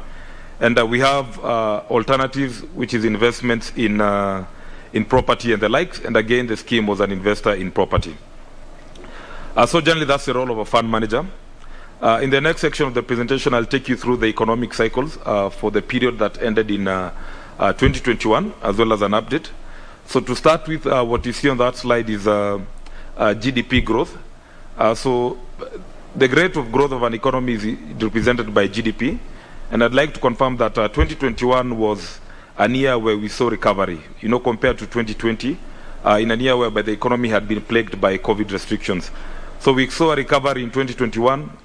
We saw the economy being opened up, compared to the bans that we saw in 2020. And as a result, the economy generally did well in 2021. And as we go through the investment performance, we'll see that that was reflected. The good performance from the economy was reflected in the earnings that the scheme had in 2021. If we go to the next slide, which speaks on inflation. So members, inflation is the rate of increase of price of goods, and it's a key economic metric that we cover. And the aim as we manage the funds of the pension scheme is to make sure that the funds return for any particular year are much higher than inflation, so that a member gets what we call real return. So members, inflation over the last, for that period that ended in June 2021 was quite stable at about 5 to 6%.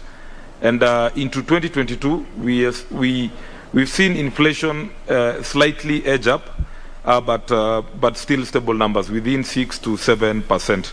So members, I think bottom line is that inflation for the year that ended in June 2021 was quite supportive of investments. If we go to the next slide, interest rates. This slide just shows the trend of interest rates what interest rates did during that period. As I mentioned, members, your scheme has invested in what we call fixed income securities. That is securities that bear interest. And under this, we have treasury bonds and fixed deposits. And I'd like to confirm that the largest allocation for your scheme in terms of investments is within fixed income. So we normally track the rate of return from interest rates. And for the year ending 2021, members, interest rates were quite stable. And as an example, treasury bonds gave return of about 12 to 13% for that year. So whatever portion of your fund that was invested in fixed income interest-bearing securities did quite well. If we go to the next slide, we look at what the equities market did. Again, your scheme is a key investor in the equities market, that is the stock market. And members, I'd like to confirm that for the period that ended in June 2021, your scheme investments in the stock market did quite well. Again, this was on the back of a recovery of 2020, after the COVID year. So investments in the stock market did very well for the year that ended in June 2021 and helped to uplift, the scheme's return. So given that, members, I'll go to the final part of my presentation, which looks at what the scheme did for the year ending 2021. And the slide touches on asset allocation. And that is how your scheme was invested. It's just, a brief of what has been presented by the auditor and Mr. Kimathi. But basically, in terms of investments, if you look at the assets that we manage as fund managers, we manage all assets other than property.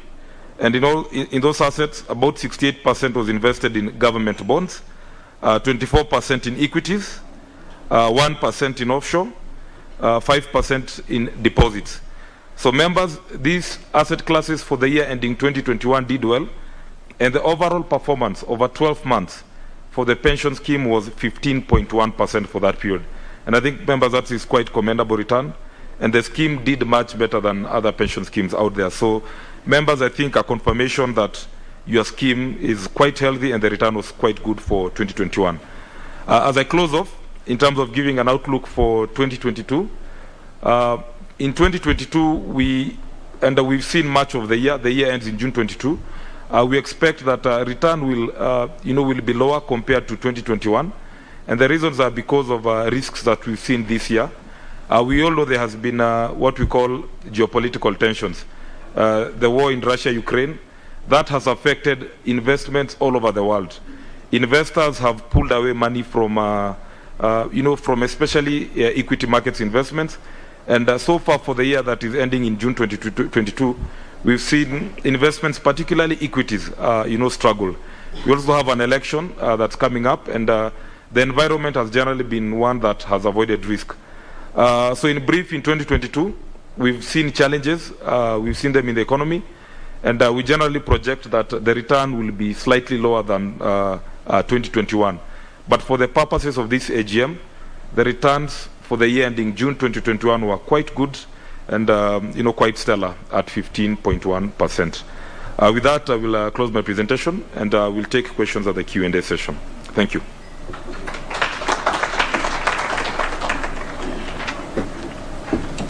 Thank you, Mr. Dan Gavogo. And as he said, if you have any questions, please put them down on the chat. There's also a call center, or just find a way of communicating so that your questions are answered when you come to the Q&A session. Next, we want to proceed to the fund manager's investment report from the retirement benefit scheme, and this will be delivered by Africa Alliance and ICEA Lion Asset Management, represented here by Rose Limo. Rose, karibu. Yes. A lot of our partners are dynamic, so the teams are big. Karibu. John Degwa, karibu. Good morning, all of you, trustees, members, service providers, all protocols observed. My name is John Degwa. I'm a portfolio manager at ICA Lion Asset Management. and I happen to be the fund manager of this scheme. Whoever is presenting, there's a presentation. I don't think that was my presentation.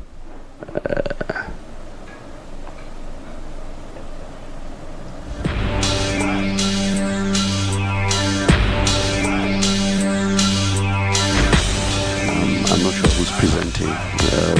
Who's presenting on the screen.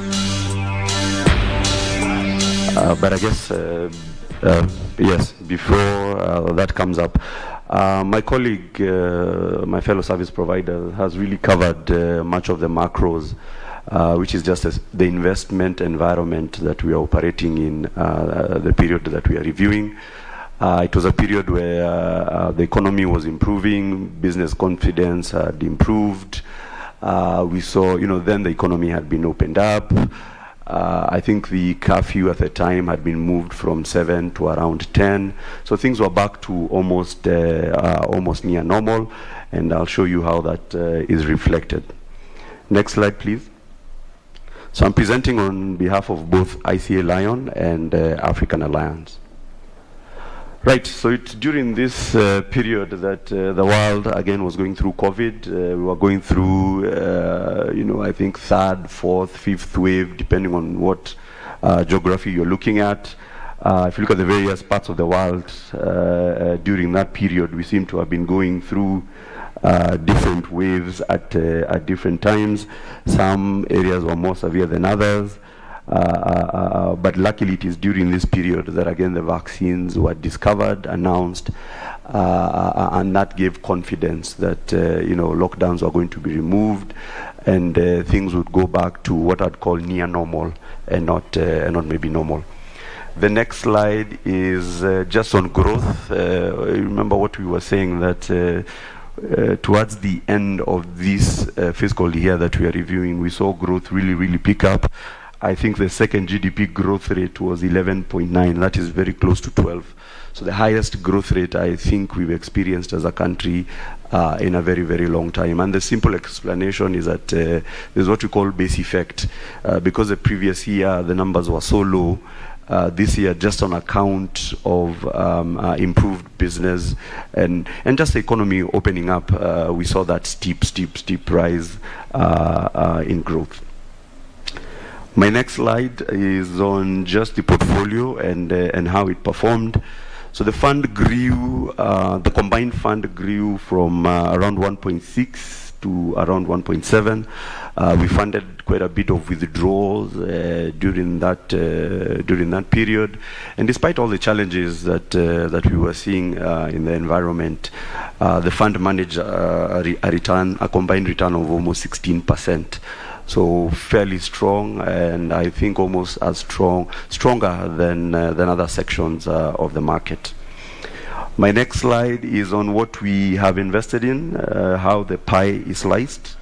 You can see we are predominantly in government bonds. We like government bonds because of their annual cash flows.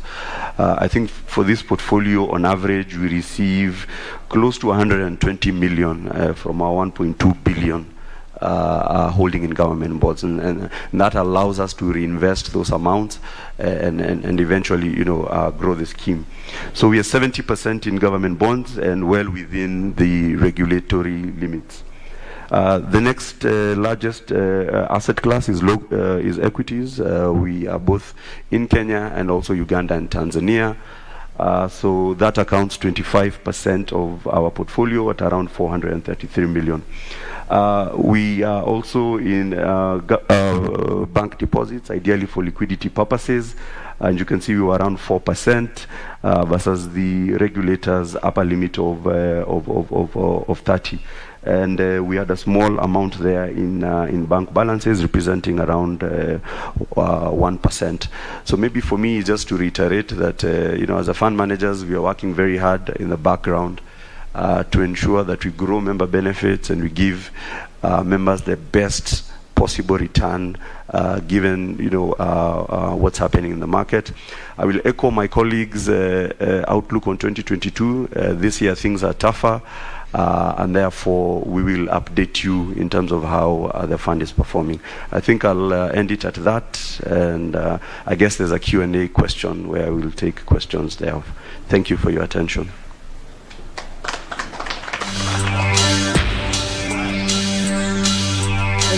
Thank you, Mr. John Degwa.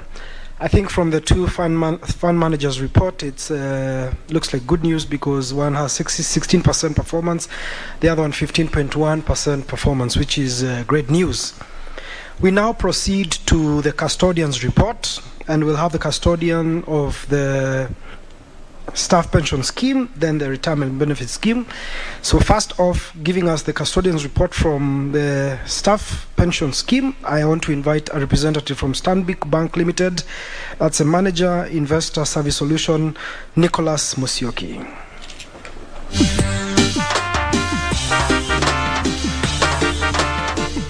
So good morning, members, trustees, other service providers, all protocols observed. My name is Nicholas Musyoki from Stanbic Bank, custodians of the scheme. Yes, we have a presentation over there, but I will make it very straightforward and very simple. 4 items. The first item is just an introduction on who we are and what we do. So I just want to confirm that you've seen the fund manager, you've seen the auditor, and myself from Stanbic. So we are licensed by Central Bank of Kenya. A custodian must be a bank globally.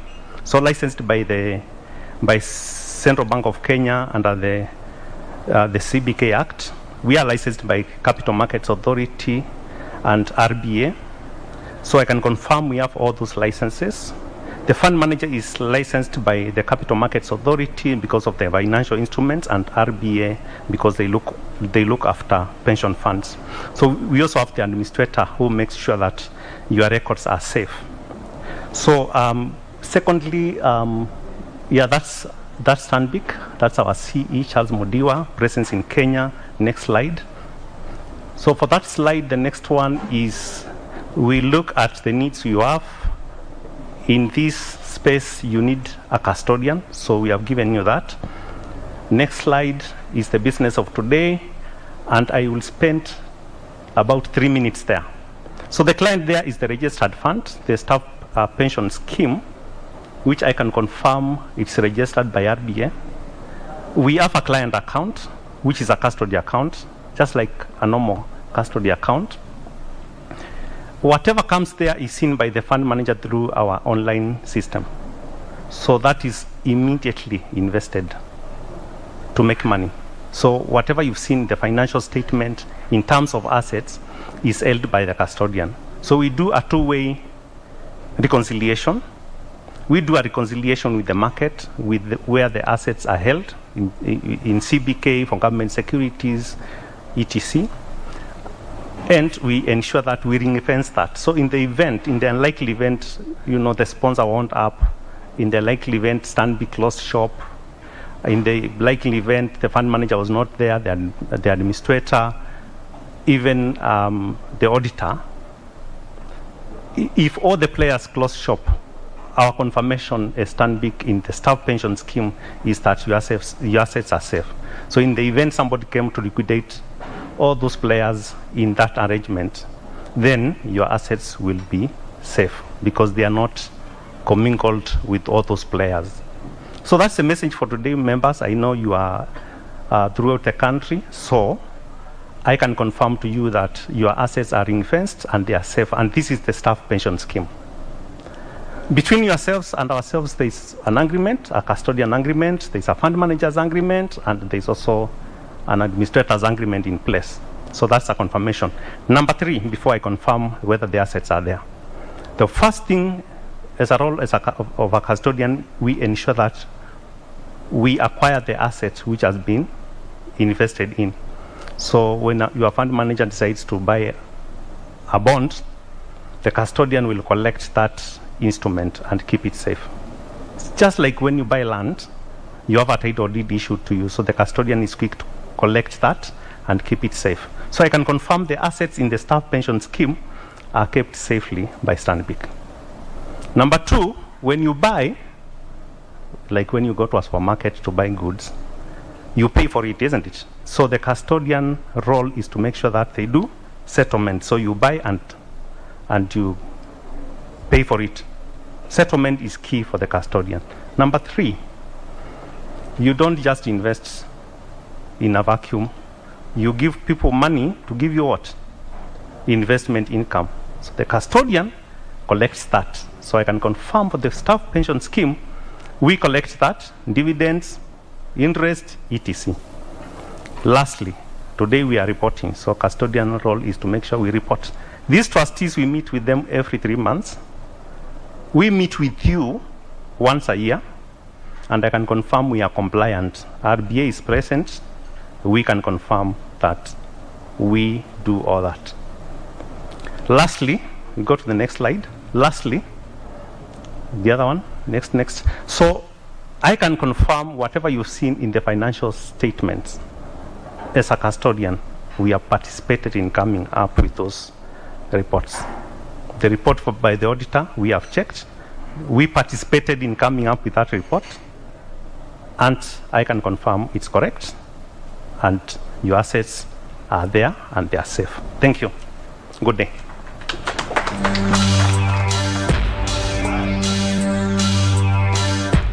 Asante sana. That is a Custodians Report from Stanbic Bank Limited, giving us an emphatic assurance that our assets and resources are safe. Similarly, I want to move to the Retirement Benefit Scheme Custodians Report, and that is KCB Group Limited, and this will be delivered by Relationship Manager Investor Service, Florence. It's interesting, all the names I have here are gentlemen, then a lady comes, but which is, as long as we have a representative from KCB, that's what matters. Karibu.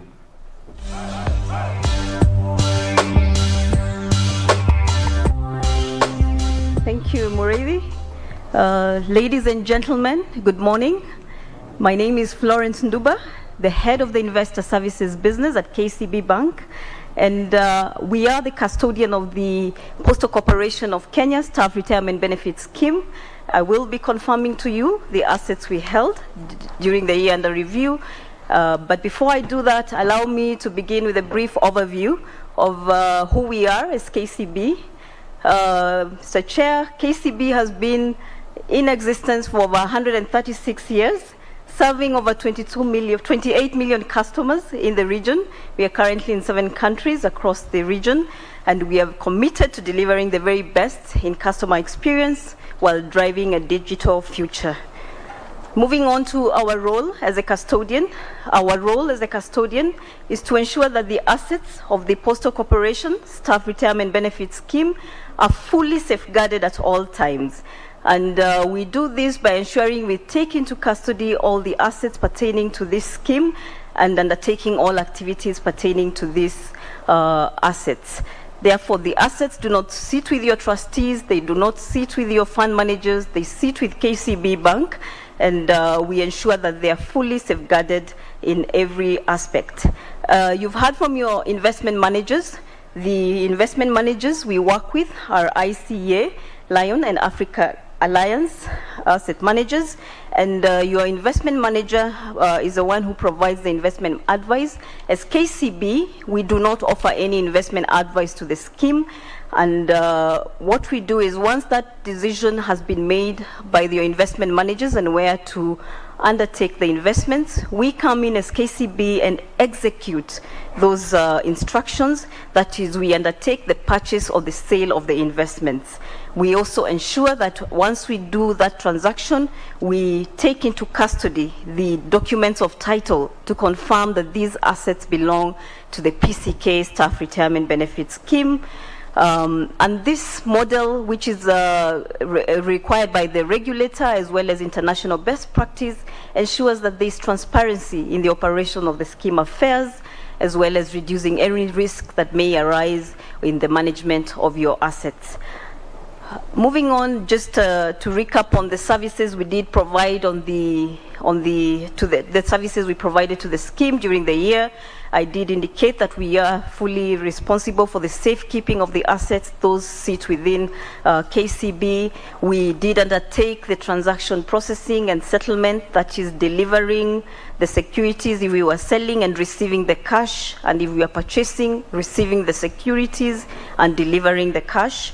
We did ensure we collected all the dividend and the interest income that was related to the investments that we held. Your fund manager did speak to the government securities, the bonds that we held, the equities that the scheme held.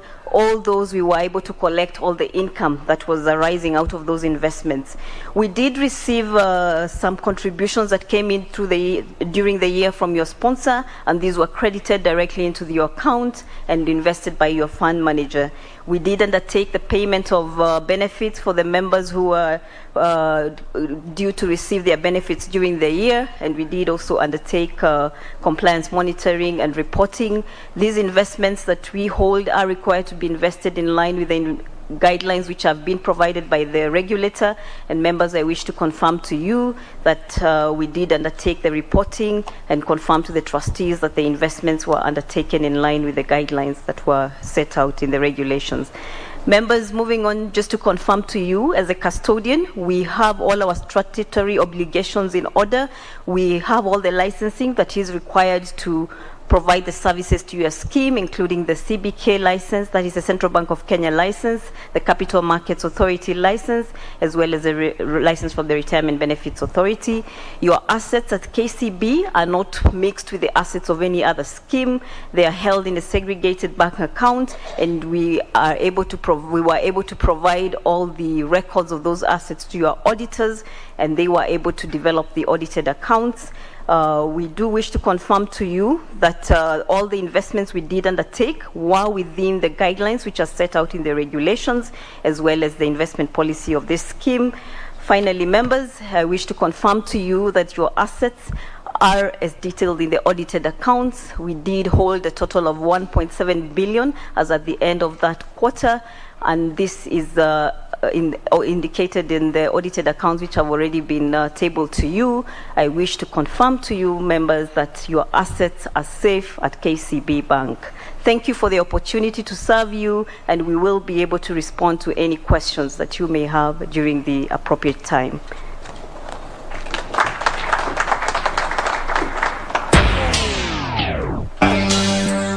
Thank you, Florence. Yet again, ladies and gentlemen, we have confidence from the custodians of the Retirement Benefits Scheme that our assets are safe.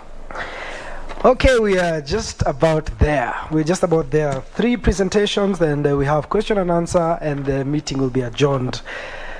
I want to request you for 30 seconds to just rise from where you're sitting and let your blood flow for your health and safety. I don't want you to go out. I just want you to rise and breathe in, breathe out, give somebody a high five, and we'll be ready for the day. Yes, thank you.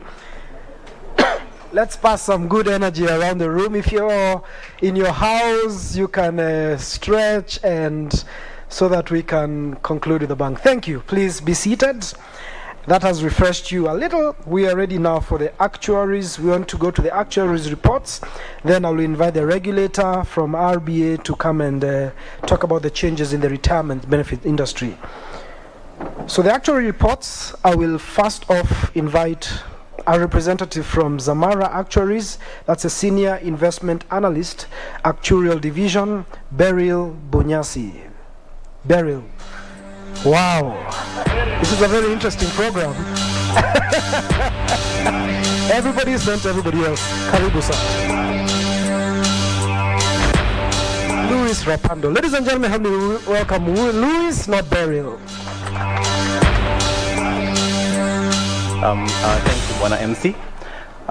The chair, DB scheme and DC scheme, Board of Trustees, the representative of the sponsor, invited guests, fellow service providers, and members, good morning. My name is Luis Rapando. I am here on behalf of Zamara Actuaries, administrators and consultants, who serve as the scheme actuarial consultant, and also investment advisor. We've had a long relationship with the scheme, and I'd like to assure you, trustees and members, that this is an association that we treasure very much. Before I begin my presentation, please receive greetings from our group CEO, Mr. Sandeep Raichura, who's the principal consultant of this scheme. He would have loved to be here, but there were prior engagements, and he was not able to make it, but he made sure to let me know that he has sent his greetings. As I begin, as I put the presentation on the screen, given that we have finished with the numbers, we've done the accounts, we've done the investments, the return, and we've also been notified that our assets are safe, my presentation will be very brief. Generally, I'll just take you through who we are and what we do for the scheme. And given that the presentation on the actuarial valuation is coming next, then I think most of my work will be on that side. Just to notify you who Zamara is, I think looking at the next slide. Zamara started in 1994 as part of Hyman Robertson Group. We've been in the industry for over 25 years.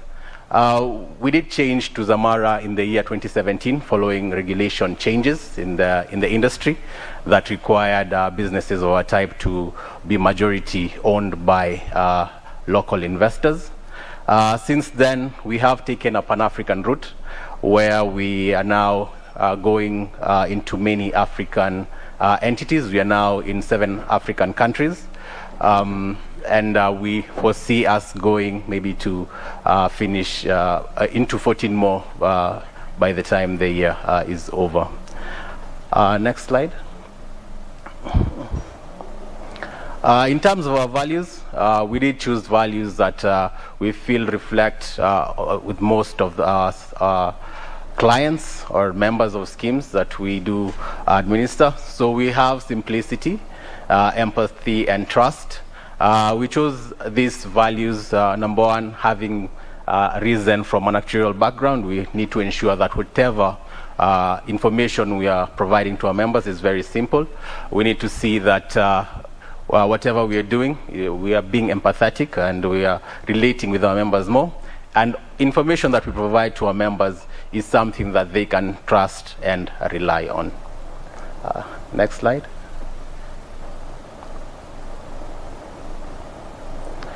In terms of services offered by the Zamara Group, actuarial services was our major one. At the beginning, that was in 1994. However, we have pension administration, we offer consultancy services, and also, lastly, insurance brokerage services.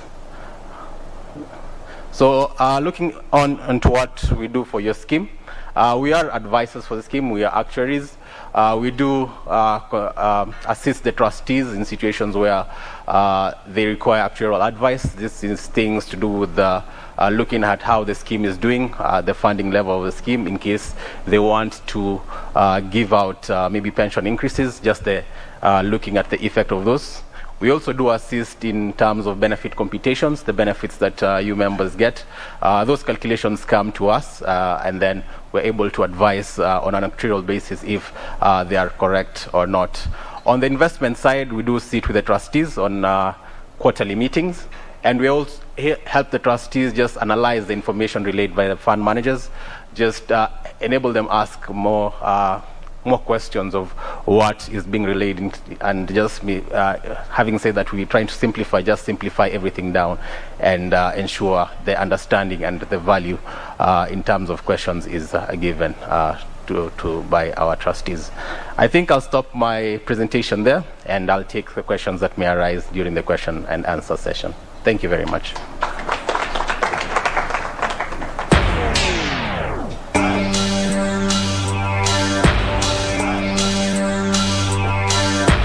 Asante sana, Louis.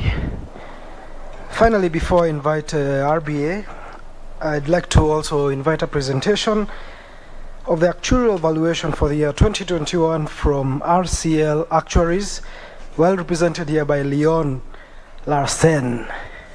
Finally, somebody who's on the program. Welcome, Leon.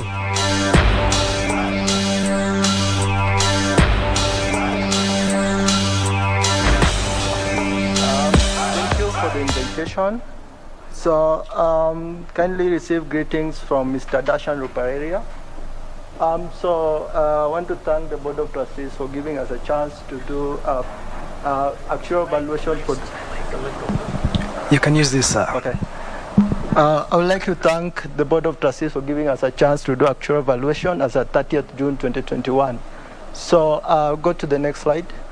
So the results of this particular valuation is as per the deed of amendment and closure of January 2010.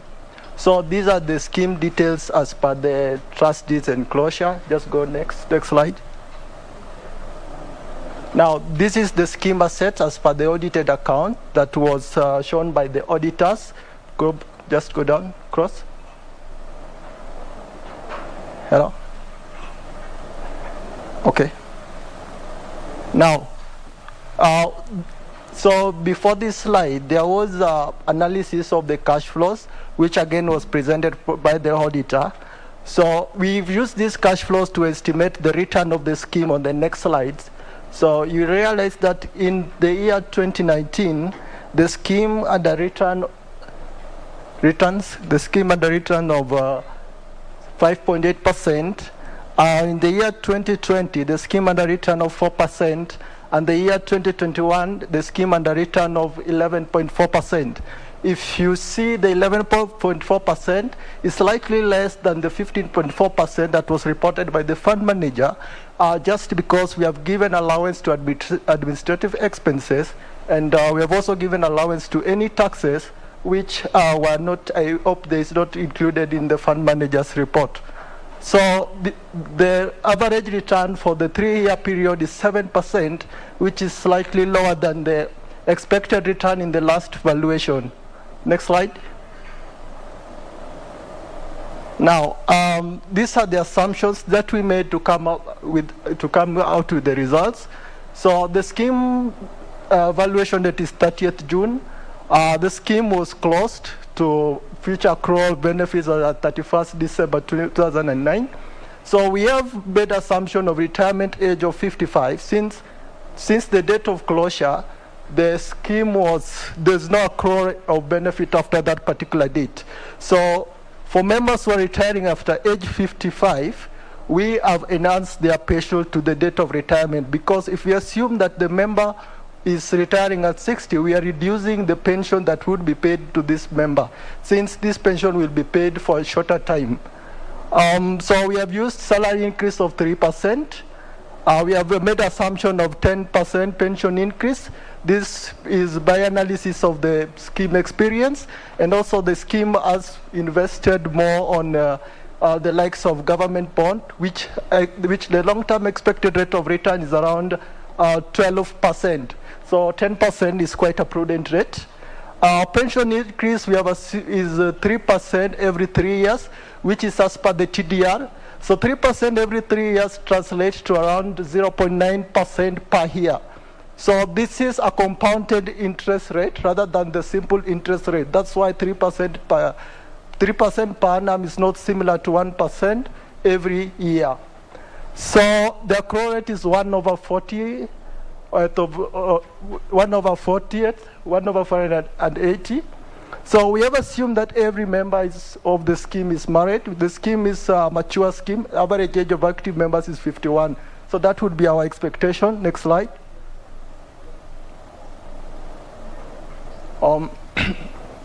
Okay. So we have assumed a contingent rate of 100%. This means that once okay, let's go to the results. Now, the scheme results, as per reported before, is 112% funding position, which translated to 621 million surplus. Next slide. So we have done a sensitivity analysis. So you'll see 3% pension increase per year gives around 96% funding position. So 3% per year will give a deficit. So next slide. So this is analysis of surplus from last valuation to this valuation. So the factors that had favorable impact to this funding position of the scheme included revaluation of the property from 2.8 billion to 3.2 billion. The expenses allowance, we made less allowance compared to the last valuation. So I will just touch on the few factors that had unfavorable impact. We made assumption on the expected interest rate was quite lower than the actual, and also the actual expenses were quite more than the expense allowances at last valuation. So I will just touch on some few discussion points to conclude my presentation. So one of the points that has been touched here mostly is the property allocation of 54%. So among the other factors that will really lead to why we should consider that 54%, it does not actually match the liability profile of the scheme, because the scheme is quite mature and the scheme would really need to pay members' pension sooner. So we really need to have liquid asset, and thanks to the Board of Trustees for having a plan to reduce the asset allocation of property to 20% by 2024. And the next point I would really like to touch on again is in the actual factors that are being used in calculation of the members' benefit currently. So we checked the actual factors, and they're quite old factors. So, there were different assumptions. So there have been a change in mortality. People live longer nowadays. And there's also a change on expected interest rate. So these particular actual factors, they will really be required to be renewed. So another thing I will really touch on, we also gave expected costing in terms of discretionary bonuses. So we gave what will it cost a scheme to do 1 year, 1 month, 2 months, or 3 months. So the scheme gave a 2-month discretionary bonus, and that would have reduced the surplus from 621 million to around 575 million. I think that summarizes my presentation. Thank you.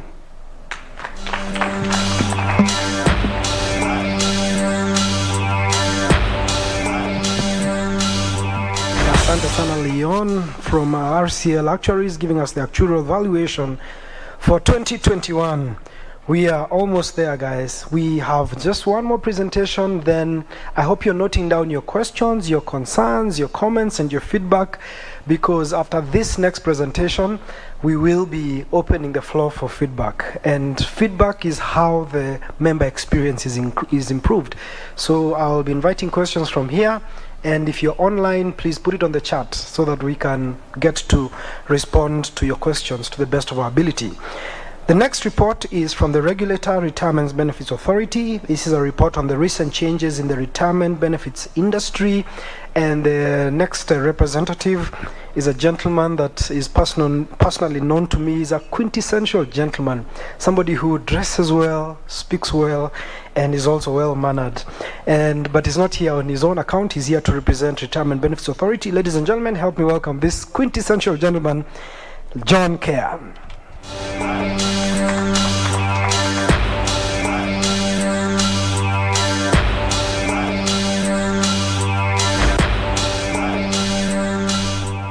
Good morning, ladies and gentlemen. Chair, PCK Board, Chairpersons, PCK Staff Pension Scheme and the Staff Retirement Benefit Scheme, and the members of the Board of Trustees, the Trust Secretary and the members of the Secretariat, fellow service providers, and last but not least, members. How are you? I'm here to represent the Retirement Benefits Authority during this AGM, and I've been informed that I only have 5 minutes. So in as much as I would have loved to talk a lot, I shall limit or restrict myself to 2 parts. Firstly is to just give an overview of the scheme's status from a regulatory standpoint, and then lastly I shall talk briefly about the changes in the law over the last 2 years, specifically the period under review and this year. But for the benefit of those who are new members into the scheme, allow me to just introduce the authority in terms of who it is and what it does. The RBA is a state agency under the National Treasury charged with the responsibility of overseeing the pension sector. And the RBA has been empowered has been given tools to carry out its mandate. It has the Retirement Benefits Act, it has the Retirement Benefits Regulations, and out of those regulations we can also issue guidelines and practice notes to schemes and all stakeholders. Our primary responsibility is to regulate and supervise the establishment and management of retirement benefits schemes. That is what we do on a day-to-day basis, and that is why I'm here today. But over and above that, we have to protect the interests of all scheme members and sponsors. We have to develop and promote the sector, and we also have to advise the Cabinet Secretary on various policy related to pension. So I want to focus more on the regulation and supervision, and I apologize, apparently my presentation cannot be projected, so I will just speak off cuff. When it comes to regulation and supervision, what we do is we undertake it through various aspects. Firstly is we register the scheme, and I can confirm that your 2 schemes are registered under the RBA. But secondly, we also ensure that the scheme complies with the requirements in the instruments, the legal framework. And in this regard, I shall shortly be giving a basic status of the compliance of your schemes. We also carry out supervision through a risk-based supervision model. And the other way we can also carry out regulation and supervision is in the closure or winding up of schemes if it gets to that point. With respect to your compliance status, there are 3 parameters we look at. We look at documentation, we look at the reporting, and then we look at payments. When it comes to documentation, we require schemes to submit to the authority various documents, key of which is the trust deed and rules, which contains the entire guidelines of how the scheme should be run. And I can confirm for the 2 schemes that has been filed with the authority. The other key document are the service provider agreements.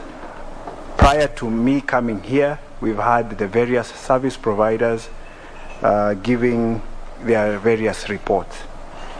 That engagement with those service providers has to be captured in an agreement between the trustees and themselves, and I can confirm that the authority has in its custody those agreements. And the last key document is the investment policy, which guides how the scheme assets are invested, and I can confirm that for the 2 schemes we have the various policy statements. Of course, a key requirement is that these policies should be reviewed every 3 years, and so it's just to advise the Trust Secretary to note that. When it comes to reporting, there are statutory returns that are submitted on behalf of the scheme by the service providers, and those have been submitted. Annual accounts have been presented to you today, so that has been done, and of course we've had the actuarial team come to talk about their report. Lastly is payments, which I can confirm that levy has been paid, and therefore want to commend the scheme governance structure for complying. But when it comes to supervision, we normally look at various risk parameters in assessing how well a scheme is run. These relate to governance, prudential risks, and market conduct risks. Governance is generally the management. Prudential risks relate to the financial aspects, and market conduct is the competition, complaints, and disclosure aspects. With respect to your two schemes, what we have been focusing a lot on and has been already mentioned by previous speakers with respect to the staff pension scheme is the fact that they are overexposed in their investment in property at 55.5% thereabout, and they need to bring that down to 30%. Therefore, it's just to encourage the trustees to do that. And with regards to the staff retirement benefit scheme, is the issue on unremitted contribution, which we have been engaging with the various trustees on it, and is just to encourage them to pursue that particular matter. That has a big impact on member benefits. With regards to the protection of interests from the regulator, we have various regulatory interventions which we carry out and have been carrying out in the management of your respective schemes, through enforcement, through sanctions, through complaint management, stakeholder engagement, and stakeholder education. So allow me to go directly to the changes in the legal framework that have been undertaken.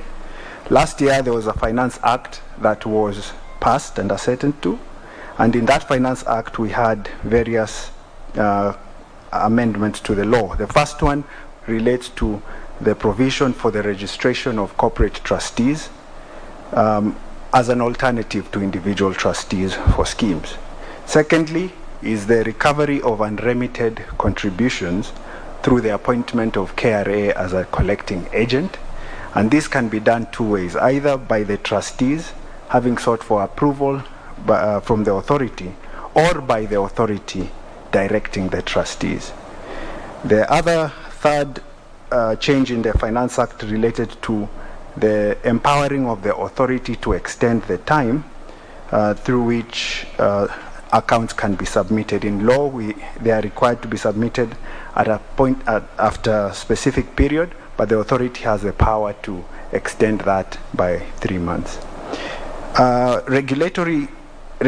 Changes in the regulation in 2021 included the fact that corporate trustees, now that they've been appointed, are being registered by the authority, cannot appoint related parties as service providers of those particular schemes. The other issue that has been in the media and has been discussed relates to the issue of the preservation of benefits, 50% now. And then, of course, with regards to the extension of the period of submission of actuarial valuation reports, that has been increased to 6 months. This year, there were also some regulatory changes relating to minimum reporting requirements, investment advisory services, and investment guidelines that I hope your trustees shall facilitate and member education for you to get to know more information about those. I have run out of time. I therefore would like to conclude here and to wish the schemes all the best. Thank you very much.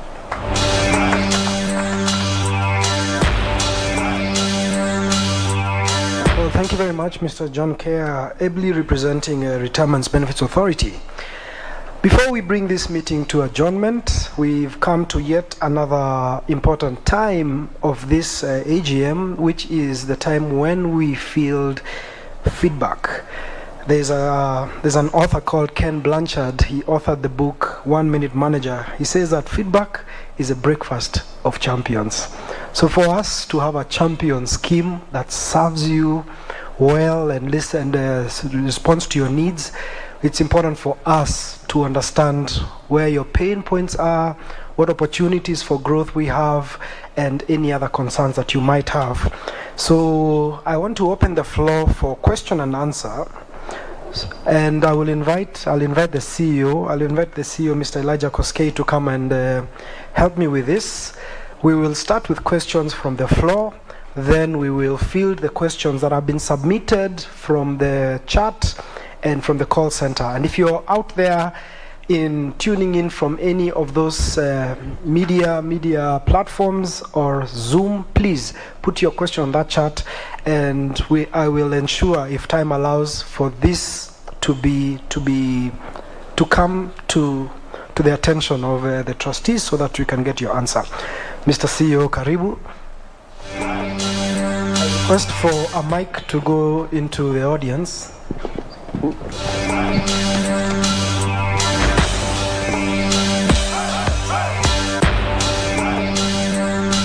So thank you so much, Eric.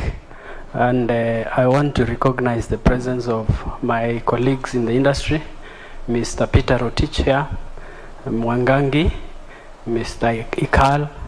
I recognize your presence to support us in this particular process. So I'll go straight to the questions that we have received. We had requested members to submit questions that they have early enough so that we are able to respond to them. So we have a few questions which we want to read, but I believe also we should be having questions from the chat, Zoom chat, which we need to also respond. And also we will be able to give an opportunity to those who are present here to be able to ask questions which we can then respond to. So from PJ Thiong, I asked a question regarding this year's meeting will be conducted virtually.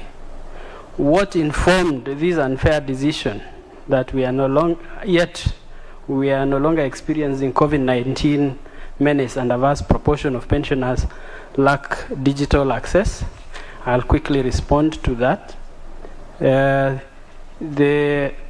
reason why we conducted the AGM this way was because of the feedback that we received from members, from the pensioners, as well as active members, that we should be able to do it virtually. One, because COVID is still here. And then number two, we are able to reach you at an affordable cost because going around the way we used to do may not be viable, and we need to save every little coin that we're able to have so that you are comfortable in your retirement, because we need to really save as much as possible to be plowed back to you in form of your benefits. So that is part of the reason why we are doing that. And to respond on the part of the digital access, lack of digital access, the reason why we actually opted to use KBC Channel 1 is because it is available all over the country, and it has a free-to-air license. So you do not need any decoder, or not really decoder. You don't need to pay for it to reach your house. So that's part of the reason. Number two, why was 2021 meeting skipped? And how shall we interrogate business conducted before 2021? As I mentioned earlier, we had a challenge. We actually implemented a new system. For us to be able to improve on efficiency, we rolled out a new system which had its own challenges that made us to delay, but we are happy to report that right now, we are now using that system, and the chair had actually reported that our audit turnaround time has reduced from 3 weeks to just about a week, because the system has all the information and is able to tally with what the fund managers and what the custodian has. The other question is regarding elections. I think we conducted elections sometimes in 2020, and the member is asking, why were these elections conducted virtually? Yeah, the reason why we conducted the elections virtually was, one, because we wanted to avoid crowding because COVID was still here. Then number two, we wanted to reach as many people as possible. We implemented a system that is based on USSD. So whichever phone you have, whether it is Mulika Mwizi or a smartphone, you are still able to vote. And many of the pensioners were actually able to vote, and one of them was actually voted in courtesy of this system. Not because it was rigged, as is alleged by, I think, some of us, but because the system is foolproof and it is verifiable, and every record concerning the voting process is available for scrutiny. I think the other question is going to RBA. I'll actually maybe give that to CARE, but before I give that to CARE, I can respond to these other questions. Can the Secretariat office be closed and moved to Ronarngala? The rent to be used to increase pensioners' monthly pension. I think this one is too heavy for me. I'll give it to the chair to respond, because I cannot move myself. It is the trustees who will make that decision. Increment to be every year. I think the actuary has mentioned the implication of annual increments. It is based on an actuarial study. You've got to look at your ability to pay. Can I be able to sustain pension or sustain a pension increase every year? So the table that was presented by the actuary indicates that we can only sustain right now the normal 3% as was provided and advised by the actuary until such a time that we are able to be able to maintain annual increments. And probably the only way we can do that is to reduce this property, including the Ronalngala, in which we are being proposed to move to. So we may have to sell and again move away. I think those are the questions I have. I still have more. Kennedy Odhiambo through Zoom. If one retires today, will they receive all their dues for the scheme up to date? Yes, if you are a member of Postal Corporation of Kenya Staff Pension Scheme, the DB scheme, yes, you will receive your dues up to the date of retirement. But of course, you have been told that that is a closed scheme, so therefore the period of service is up to the date of closure. Thereafter, there is an increase of the final pensionable salary that is used to compute the benefits at 3% every year. So basically, if you are closing with 20,000 in 2010, that increases at 3% every year up to the date of retirement. So that has been taken care of. But for the new scheme, you are aware about the challenges of non-remittance. So the scheme is only able to pay you up to the tune of the amount received. You saw the custodians and the fund managers reporting that our fund assets are at 1.7 billion. Yet we are talking about 3.8 last year because of the non-remittance and the interest that has not been paid as a result of the non-remittance of contributions. So therefore, the scheme will pay you to the tune of what has been received. I mean, based on the 1.7 billion shillings. How long does it take for one to get his or her dues when they retire? We have an agreement. The Secretariat and trustees we have agreed that should not be more than a week. The law requires 30 days, but we have our own internal agreement with the trustees that we pay within 7, maximum 14 days.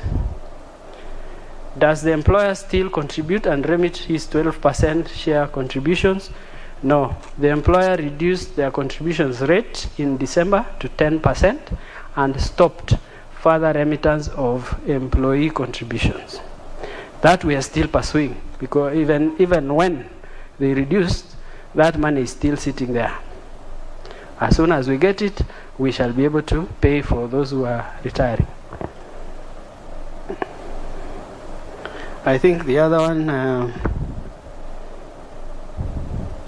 it's been written directly to the chair, so I'll ask her to combine that, and the one for moving to Ronalngala, she can respond to, but I can still read so that as she comes, she's prepared. Can the chair kindly clarify her statement that computation of dues case was dismissed, because I believe that is not the position. Probably, I think I also have some information on this. I can assist the chair. This must be referring to the case of the KPTC matter that was taken to court, I think, we are all aware about the Odunga directive that directed RBA to do certain things, to direct trustees to recalculate benefits. That matter was referred back to the tribunal, and the tribunal had it and took it back to RBA for determination. So we are still waiting for that to be determined. So Chair, I think you can talk about what is the implication of the Secretariat moving to Ronald Ngala instead of paying rent.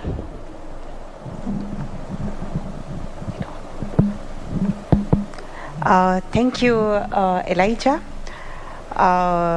As much as you are giving me this chance to answer that question, I think you have already done it. Yeah? Indeed, we looked at all those options when the lease of the current lease, which for the space at NIHF building, had expired, and we looked at all options, including getting to another location. But we realized that it was more expensive to go elsewhere, so we have retained where we are.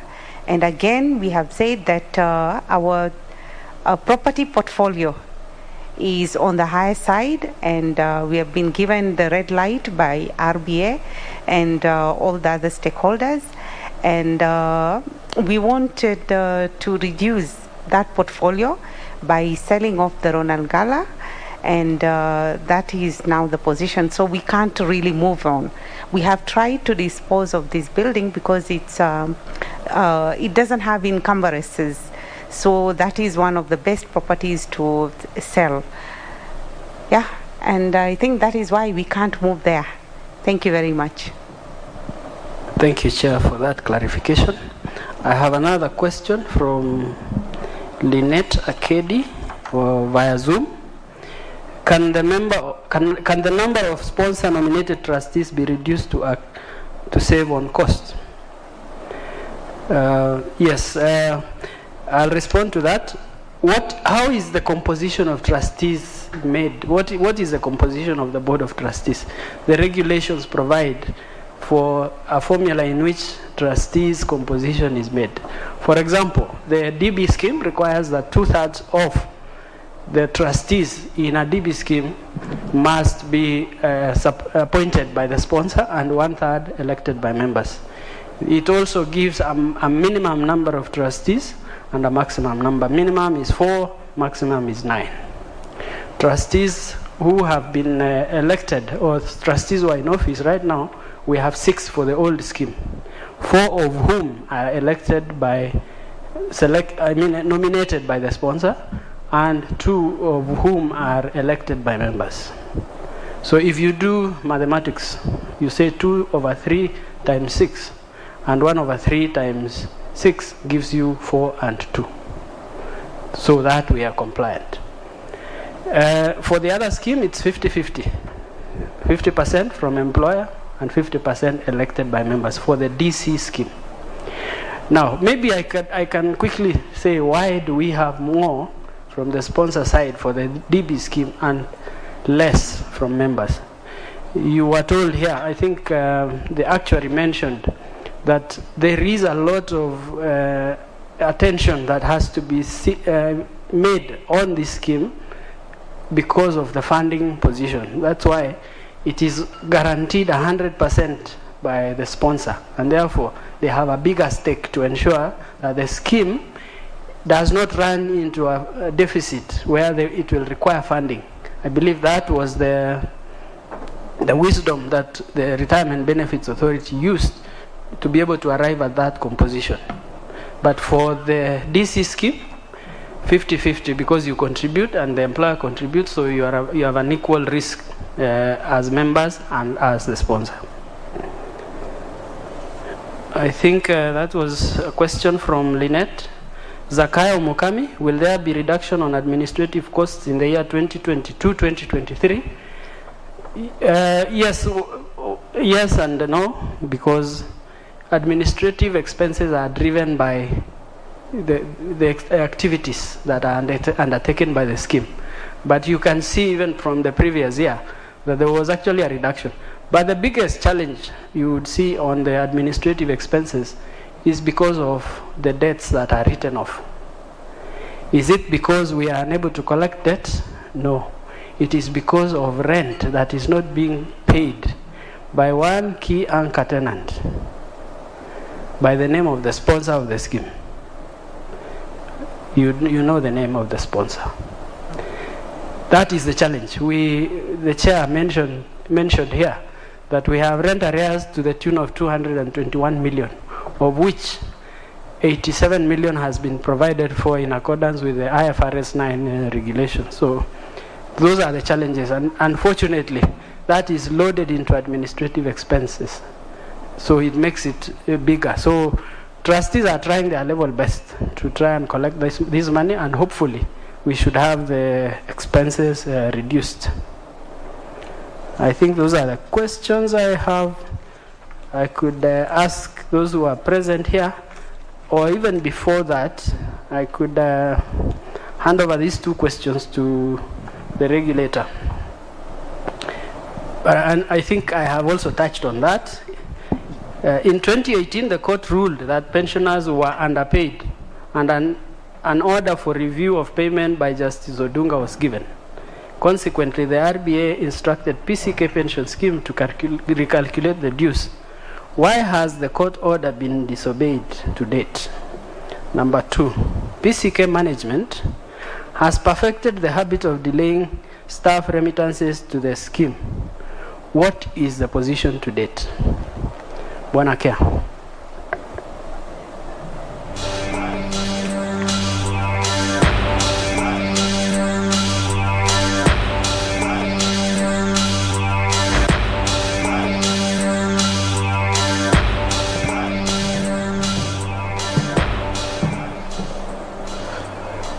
Thank you very much for your questions, and I will start off with the last one as to why the PCK management has perfected the habit of delaying staff remittances to the scheme. Well,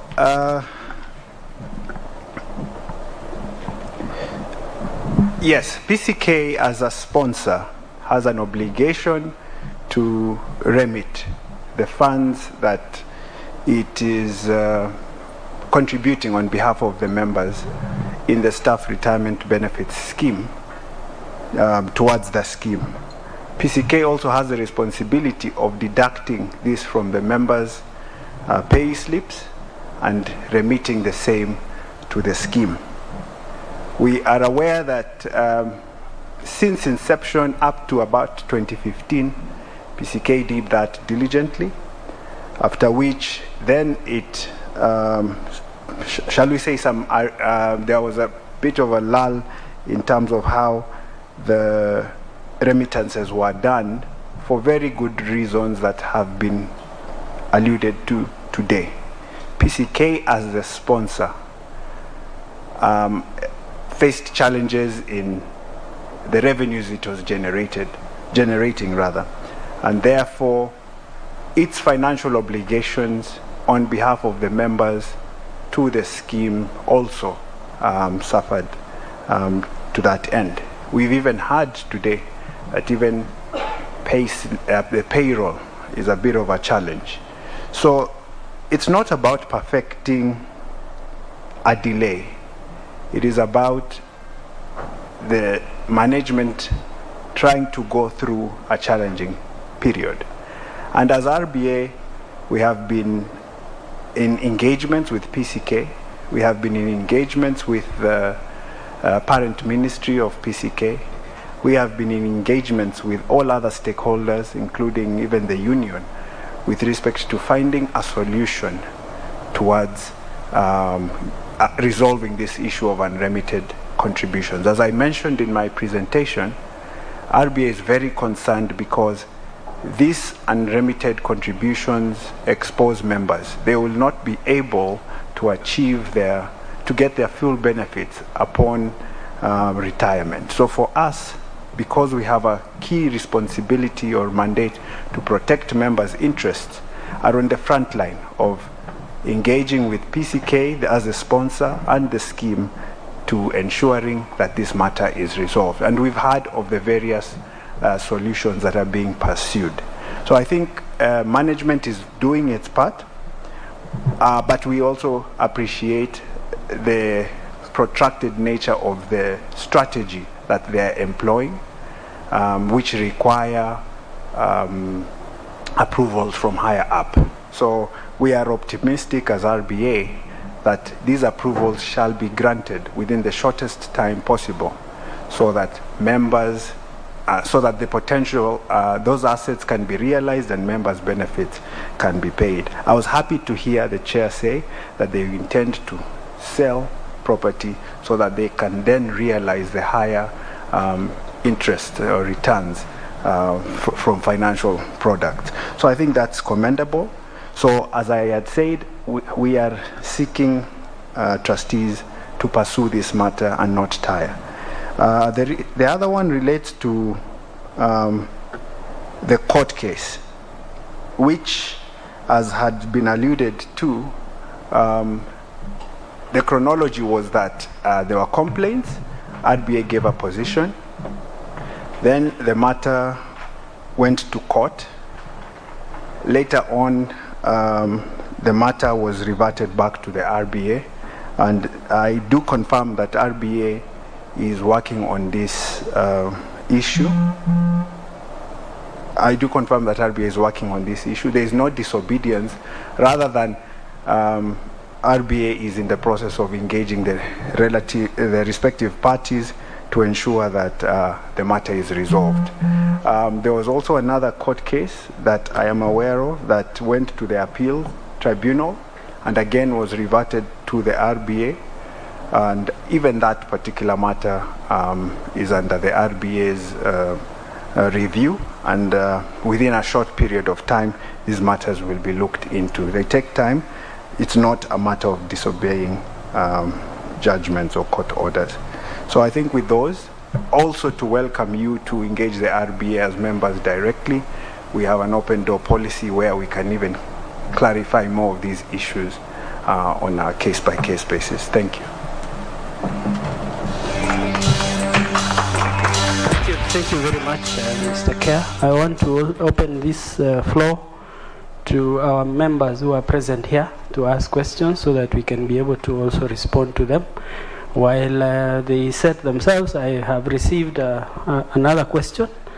That is the ranking of an officer used to determine the pension that is paid. I think I mentioned about the two schemes. If you're a member of the old scheme, what matters is the period of service, because we calculate benefits using a formula that takes into consideration the length of service, the final salary that you are earning. So there is a relationship between rank and salary. So the salary and rank go together. So if you are a general manager and you are earning a higher salary, then the basis of computation of your benefits will be on the salary that you are earning. So the ranking and the salary go hand in hand. So our members who are present here also ask questions, because as we continue receiving the other Zoom questions, we want to also give you an opportunity to ask questions so that we can respond to before we close. I realize the live transmission is almost coming to an end, but we want to give you the opportunity first before we close.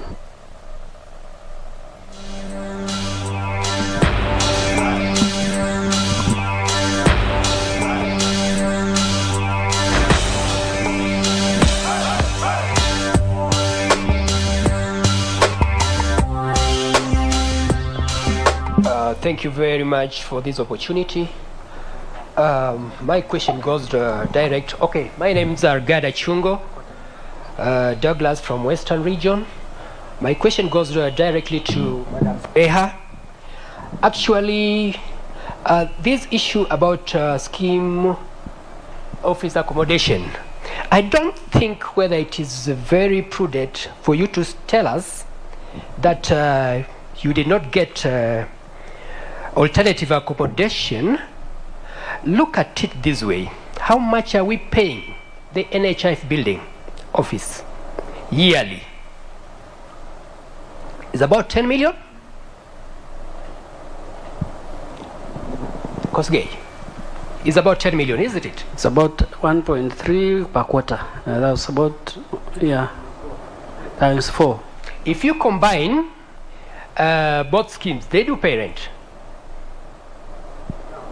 Is it? No, it is, we are housed in one. The two schemes are housed in one place. Okay, fine. But if you, for 4 million, we go by 4 million. Now, 4 million. For the last 18 years, how much have we paid? Can't we not move to a lesser, where we can pay a lesser rent, so that we save and we invest, then the members whom you purport to be representing get a very good share on the investment. Thank you.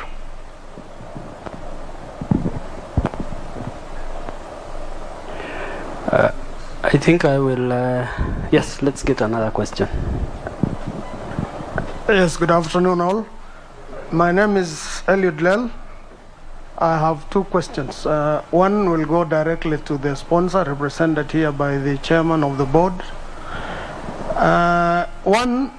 Question number one is on delayed remittances to the scheme. And this is an issue that started manifesting itself in 2015. And I think the PCK management has not been active in ensuring that they restructure their services, because knowing very well that there is a decline in revenues that were coming to the organization, management should have seen it fit to ensure that they restructure the organization and be in tandem with what is in the market. Two, the properties that had been highlighted for transfer to the scheme. There's been energy from both the parent ministry and PCK management. Because the last 5 years or 7 years, there's been protracted movement between the RBA, the scheme, and the sponsor. And I think it's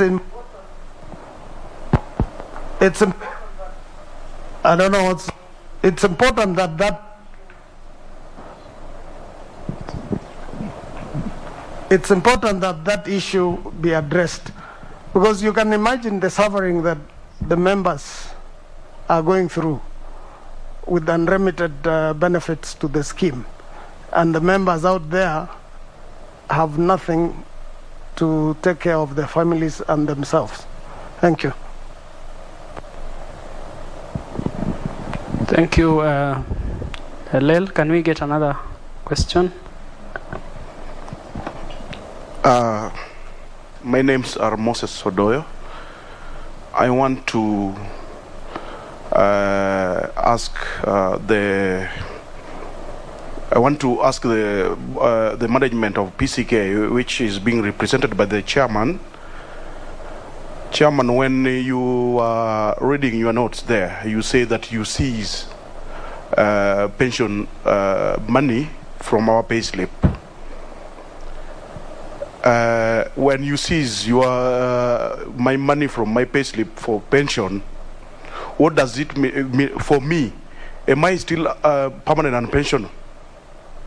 Because you have already seized my money from my payslip.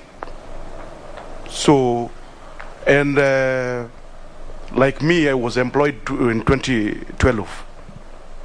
So if I'm not remitting, because you say that from 2015, PCK has not remitted money to pension scheme.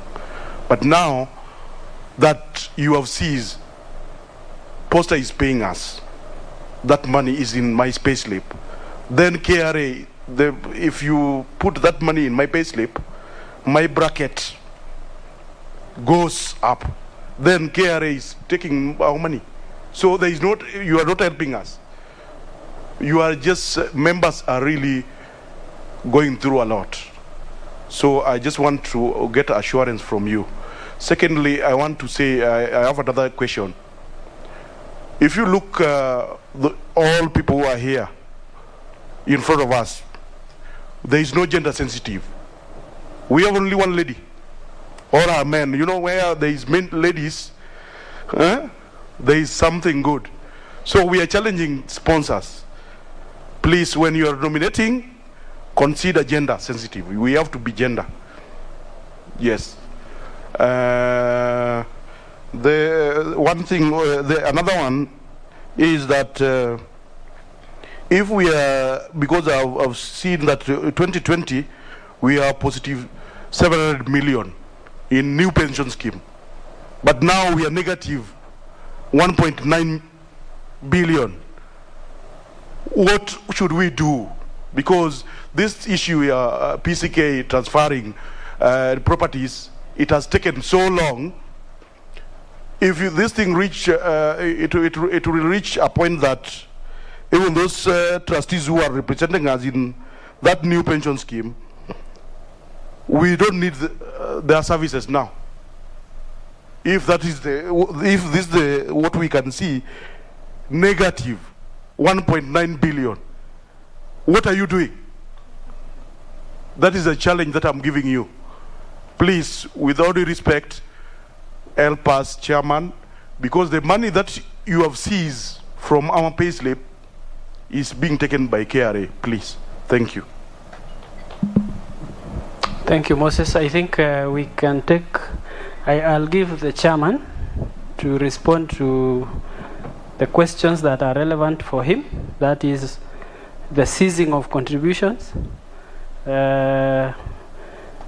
assets, the assets you have identified to transfer to the scheme. They have issues, you have been told by one of the members. Kindly, Chair, respond. Thank you very much. Now let me talk as a sponsor, because I am also a trustee. I have also a trustee here who is our corporation secretary, custodian of everything, Trustee Julius Opini. Please come and answer this very well, because you are the custodian of everything. On the issue of gender, you were told two ladies retired 3 weeks ago, Frida Gashie and Jennifer Uwer. So we are going to replace them. Thank you. Thank you, Mr. Chairman, for giving me this opportunity to answer some of the questions. I'll address the issue which was raised by Mr. Rel on the transfer of property. And I'm glad that Laila has been here and has been part of the management of PCK. And he knows the issues very well. But let me say this. It is true that the issue of transfer of property has gone round in circles. And I will say that from management and the board of PCK, they have done their part, because they approved the assets which were to be transferred. CAB memo was, the submission was done to the ministry. The ministry directed that we do a cabinet memorandum so that we can incorporate not only the transfer of assets, but also the transformative strategy of PCK, so that once the assets are transferred, then we don't get into a situation again in the near future where we will again need to look at transferring more assets. So the ministry directed that in the cabinet memorandum, state the properties that you are going to transfer, what contribution they will make towards reducing the debt, and also tell us that once we have cleared this debt for you, what are you going to do forward? So that cabinet memorandum was done. When it went to the ministry made some changes. They brought it back. They said, we do a mixed proposal of assets and also getting funding from the National Treasury. It came back to to PCK. PCK did exactly that. And then the cabinet memorandum was forwarded to National Treasury. National Treasury, in their after reviewing it, said that they are not going to inject any more money to PCK.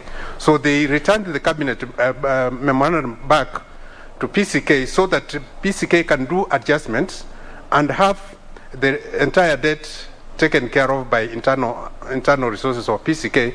That is basically what we are talking about, is basically to increase more properties so that the entire debt which is owing to the pension scheme can be addressed through that transfer of property.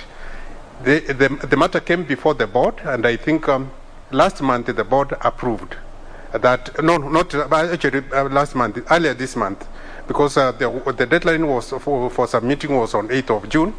So the board approved the reviewed cabinet memo, and it was taken back to the Ministry of ICT, and we are following up with the Ministry of ICT and then to take it to the National Treasury. So there has been back and forth. Previously, we had been given approval to transfer the assets based on the previous cabinet memorandum of 2009. But when it went to National Treasury, they sat with it for about 2 or 3 years. Then they gave us a feedback saying that we cannot use that cabinet memorandum to transfer the assets. So we had to start a fresh process for that. So what I can say is that the management and the board, they are committed to have this issue resolved. The second issue is that one of ceasing contributions by members. And Mr. Odoyo was asking, if you cease my contribution, then am I permanent and pensionable?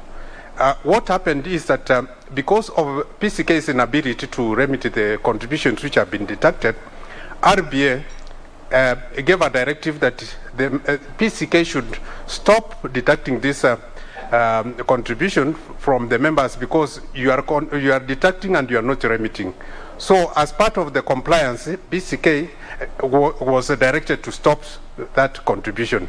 But the employer was directed to continue remitting its part of the contribution, and that is a position, which means that even if you are not contributing, the employer will still continue contributing. What that means is that your contribution or your pension will be reduced by the margin which you are supposed to contribute.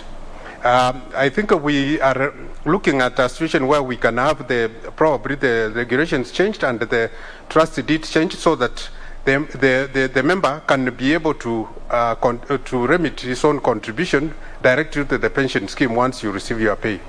I think those are the questions which I was trying to help our chairman to respond to. If there's anything, is there anything, Banasio, that I need to address?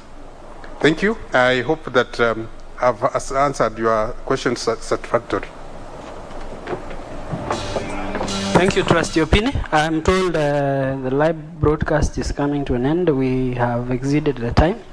But there is still one question that was asked by GAD regarding the issue of rent. Now, we mentioned here, and actually even the actuary has mentioned, that we need to reduce our property portfolio. We have actually been trying to sell the same building, Ronald Ngala, and most of the other properties we want to dispose. We want to be as close as possible to zero on property. Why? Because of the poor returns that we are receiving. Once we are able to restructure the property, then we would consider we could buy a floor or an office space to house the secretariat. But the most prudent method that we had to use was to not to occupy the properties that are giving us problems, especially when we are above the limit as per the RBA. We want to reduce to 20%, and the properties that we have targeted to reduce are the commercial properties first, because we do not have court cases. The residential properties, we have court cases, and that is our strategy for now. We want to reduce the property, and after that we will be able to consider restructuring or moving to a cheaper place. Moses Odoyo, about the negative returns. Why do you still require trustees if you are getting negative returns? You realize from the reports that this negative return is not as a result of non-performance. It is as a result of non-collection of contributions, which have gone beyond the 1 billion shillings mark, plus interest, which is 1.173 billion. Now, that is 2.2 or 2.3 billion. If we had that, we would not be seeing this negative return. But prudence in terms of the IAS 9 requires that the debt that you may not be able to recover, you provide for it. That's why a provision has been made of 1.9. That's why you're seeing a decline. But when you saw the reports presented by the fund managers and the custodian, you saw actually we increased from 1.69 to 1.725 based on the assets that are under management by the fund managers and the basis within which we used to pay the benefits. So I think members, KBC has been gracious enough to allow us extend more time. We had up to 12:30, but they have accepted to go up to 12:50. So I think we can still continue with the conversation, with the questions that we have. Feel free to call us. We have our toll-free lines. Our offices are open. We are always ready to listen to you. We always respond to your queries. Postal Corporation of Kenya Staff Pension and Retirement Benefit, a scheme coming to you live from Nairobi. And of course, they are celebrating the achievements that have been made so far since the corporation was started. The pension scheme was started in 2002 and it actually closed in 2009 following government directive. And of course, the retirement benefit scheme was established also in 2010 and it's in place up to this particular time. And it is a forum that has also been attended by the COTU Deputy Secretary General Benson Okwaro. Just to shed some more light about this particular event, I'm joined by pensioners from this particular corporation just to tell us how has it been being in this particular corporation. Very good afternoon to you, and of course you're live at KBC Channel 1. Tell us about the experiences that you've encountered in this particular corporation and some of the things that you will really celebrate, and of course if there are some things that you think that need to be rectified in this particular corporation, maybe you can also tell us. And of course, when did you retire? I retired in 2008. My experience with the pension scheme is that they have been very prompt in payment of the staff benefits with no serious problems. However, there are some issues which need to be looked at. That is the prompt payment of pension, and benefits to the retiring people in PCK now. Again, if they can improve on the increment dates. These days, today, the increment is done every 3 years. If they can improve to have the increment of the pension yearly, it will be better for the pensioners, given that we are all already enough and we have no other source of income. Yeah. Perhaps, have you experienced any delay of remittance of funds? And of course, moving forward, what are some of the things that you will advise the corporation to do to actually ensure that we do not witness such? We are not witnessing any delay in payment of monthly pension. But we would appreciate if the administrator of the scheme and trustees give increments instead of 3 years to about yearly. Because the inflation is affecting even pensioners like anybody else in this country. Yeah.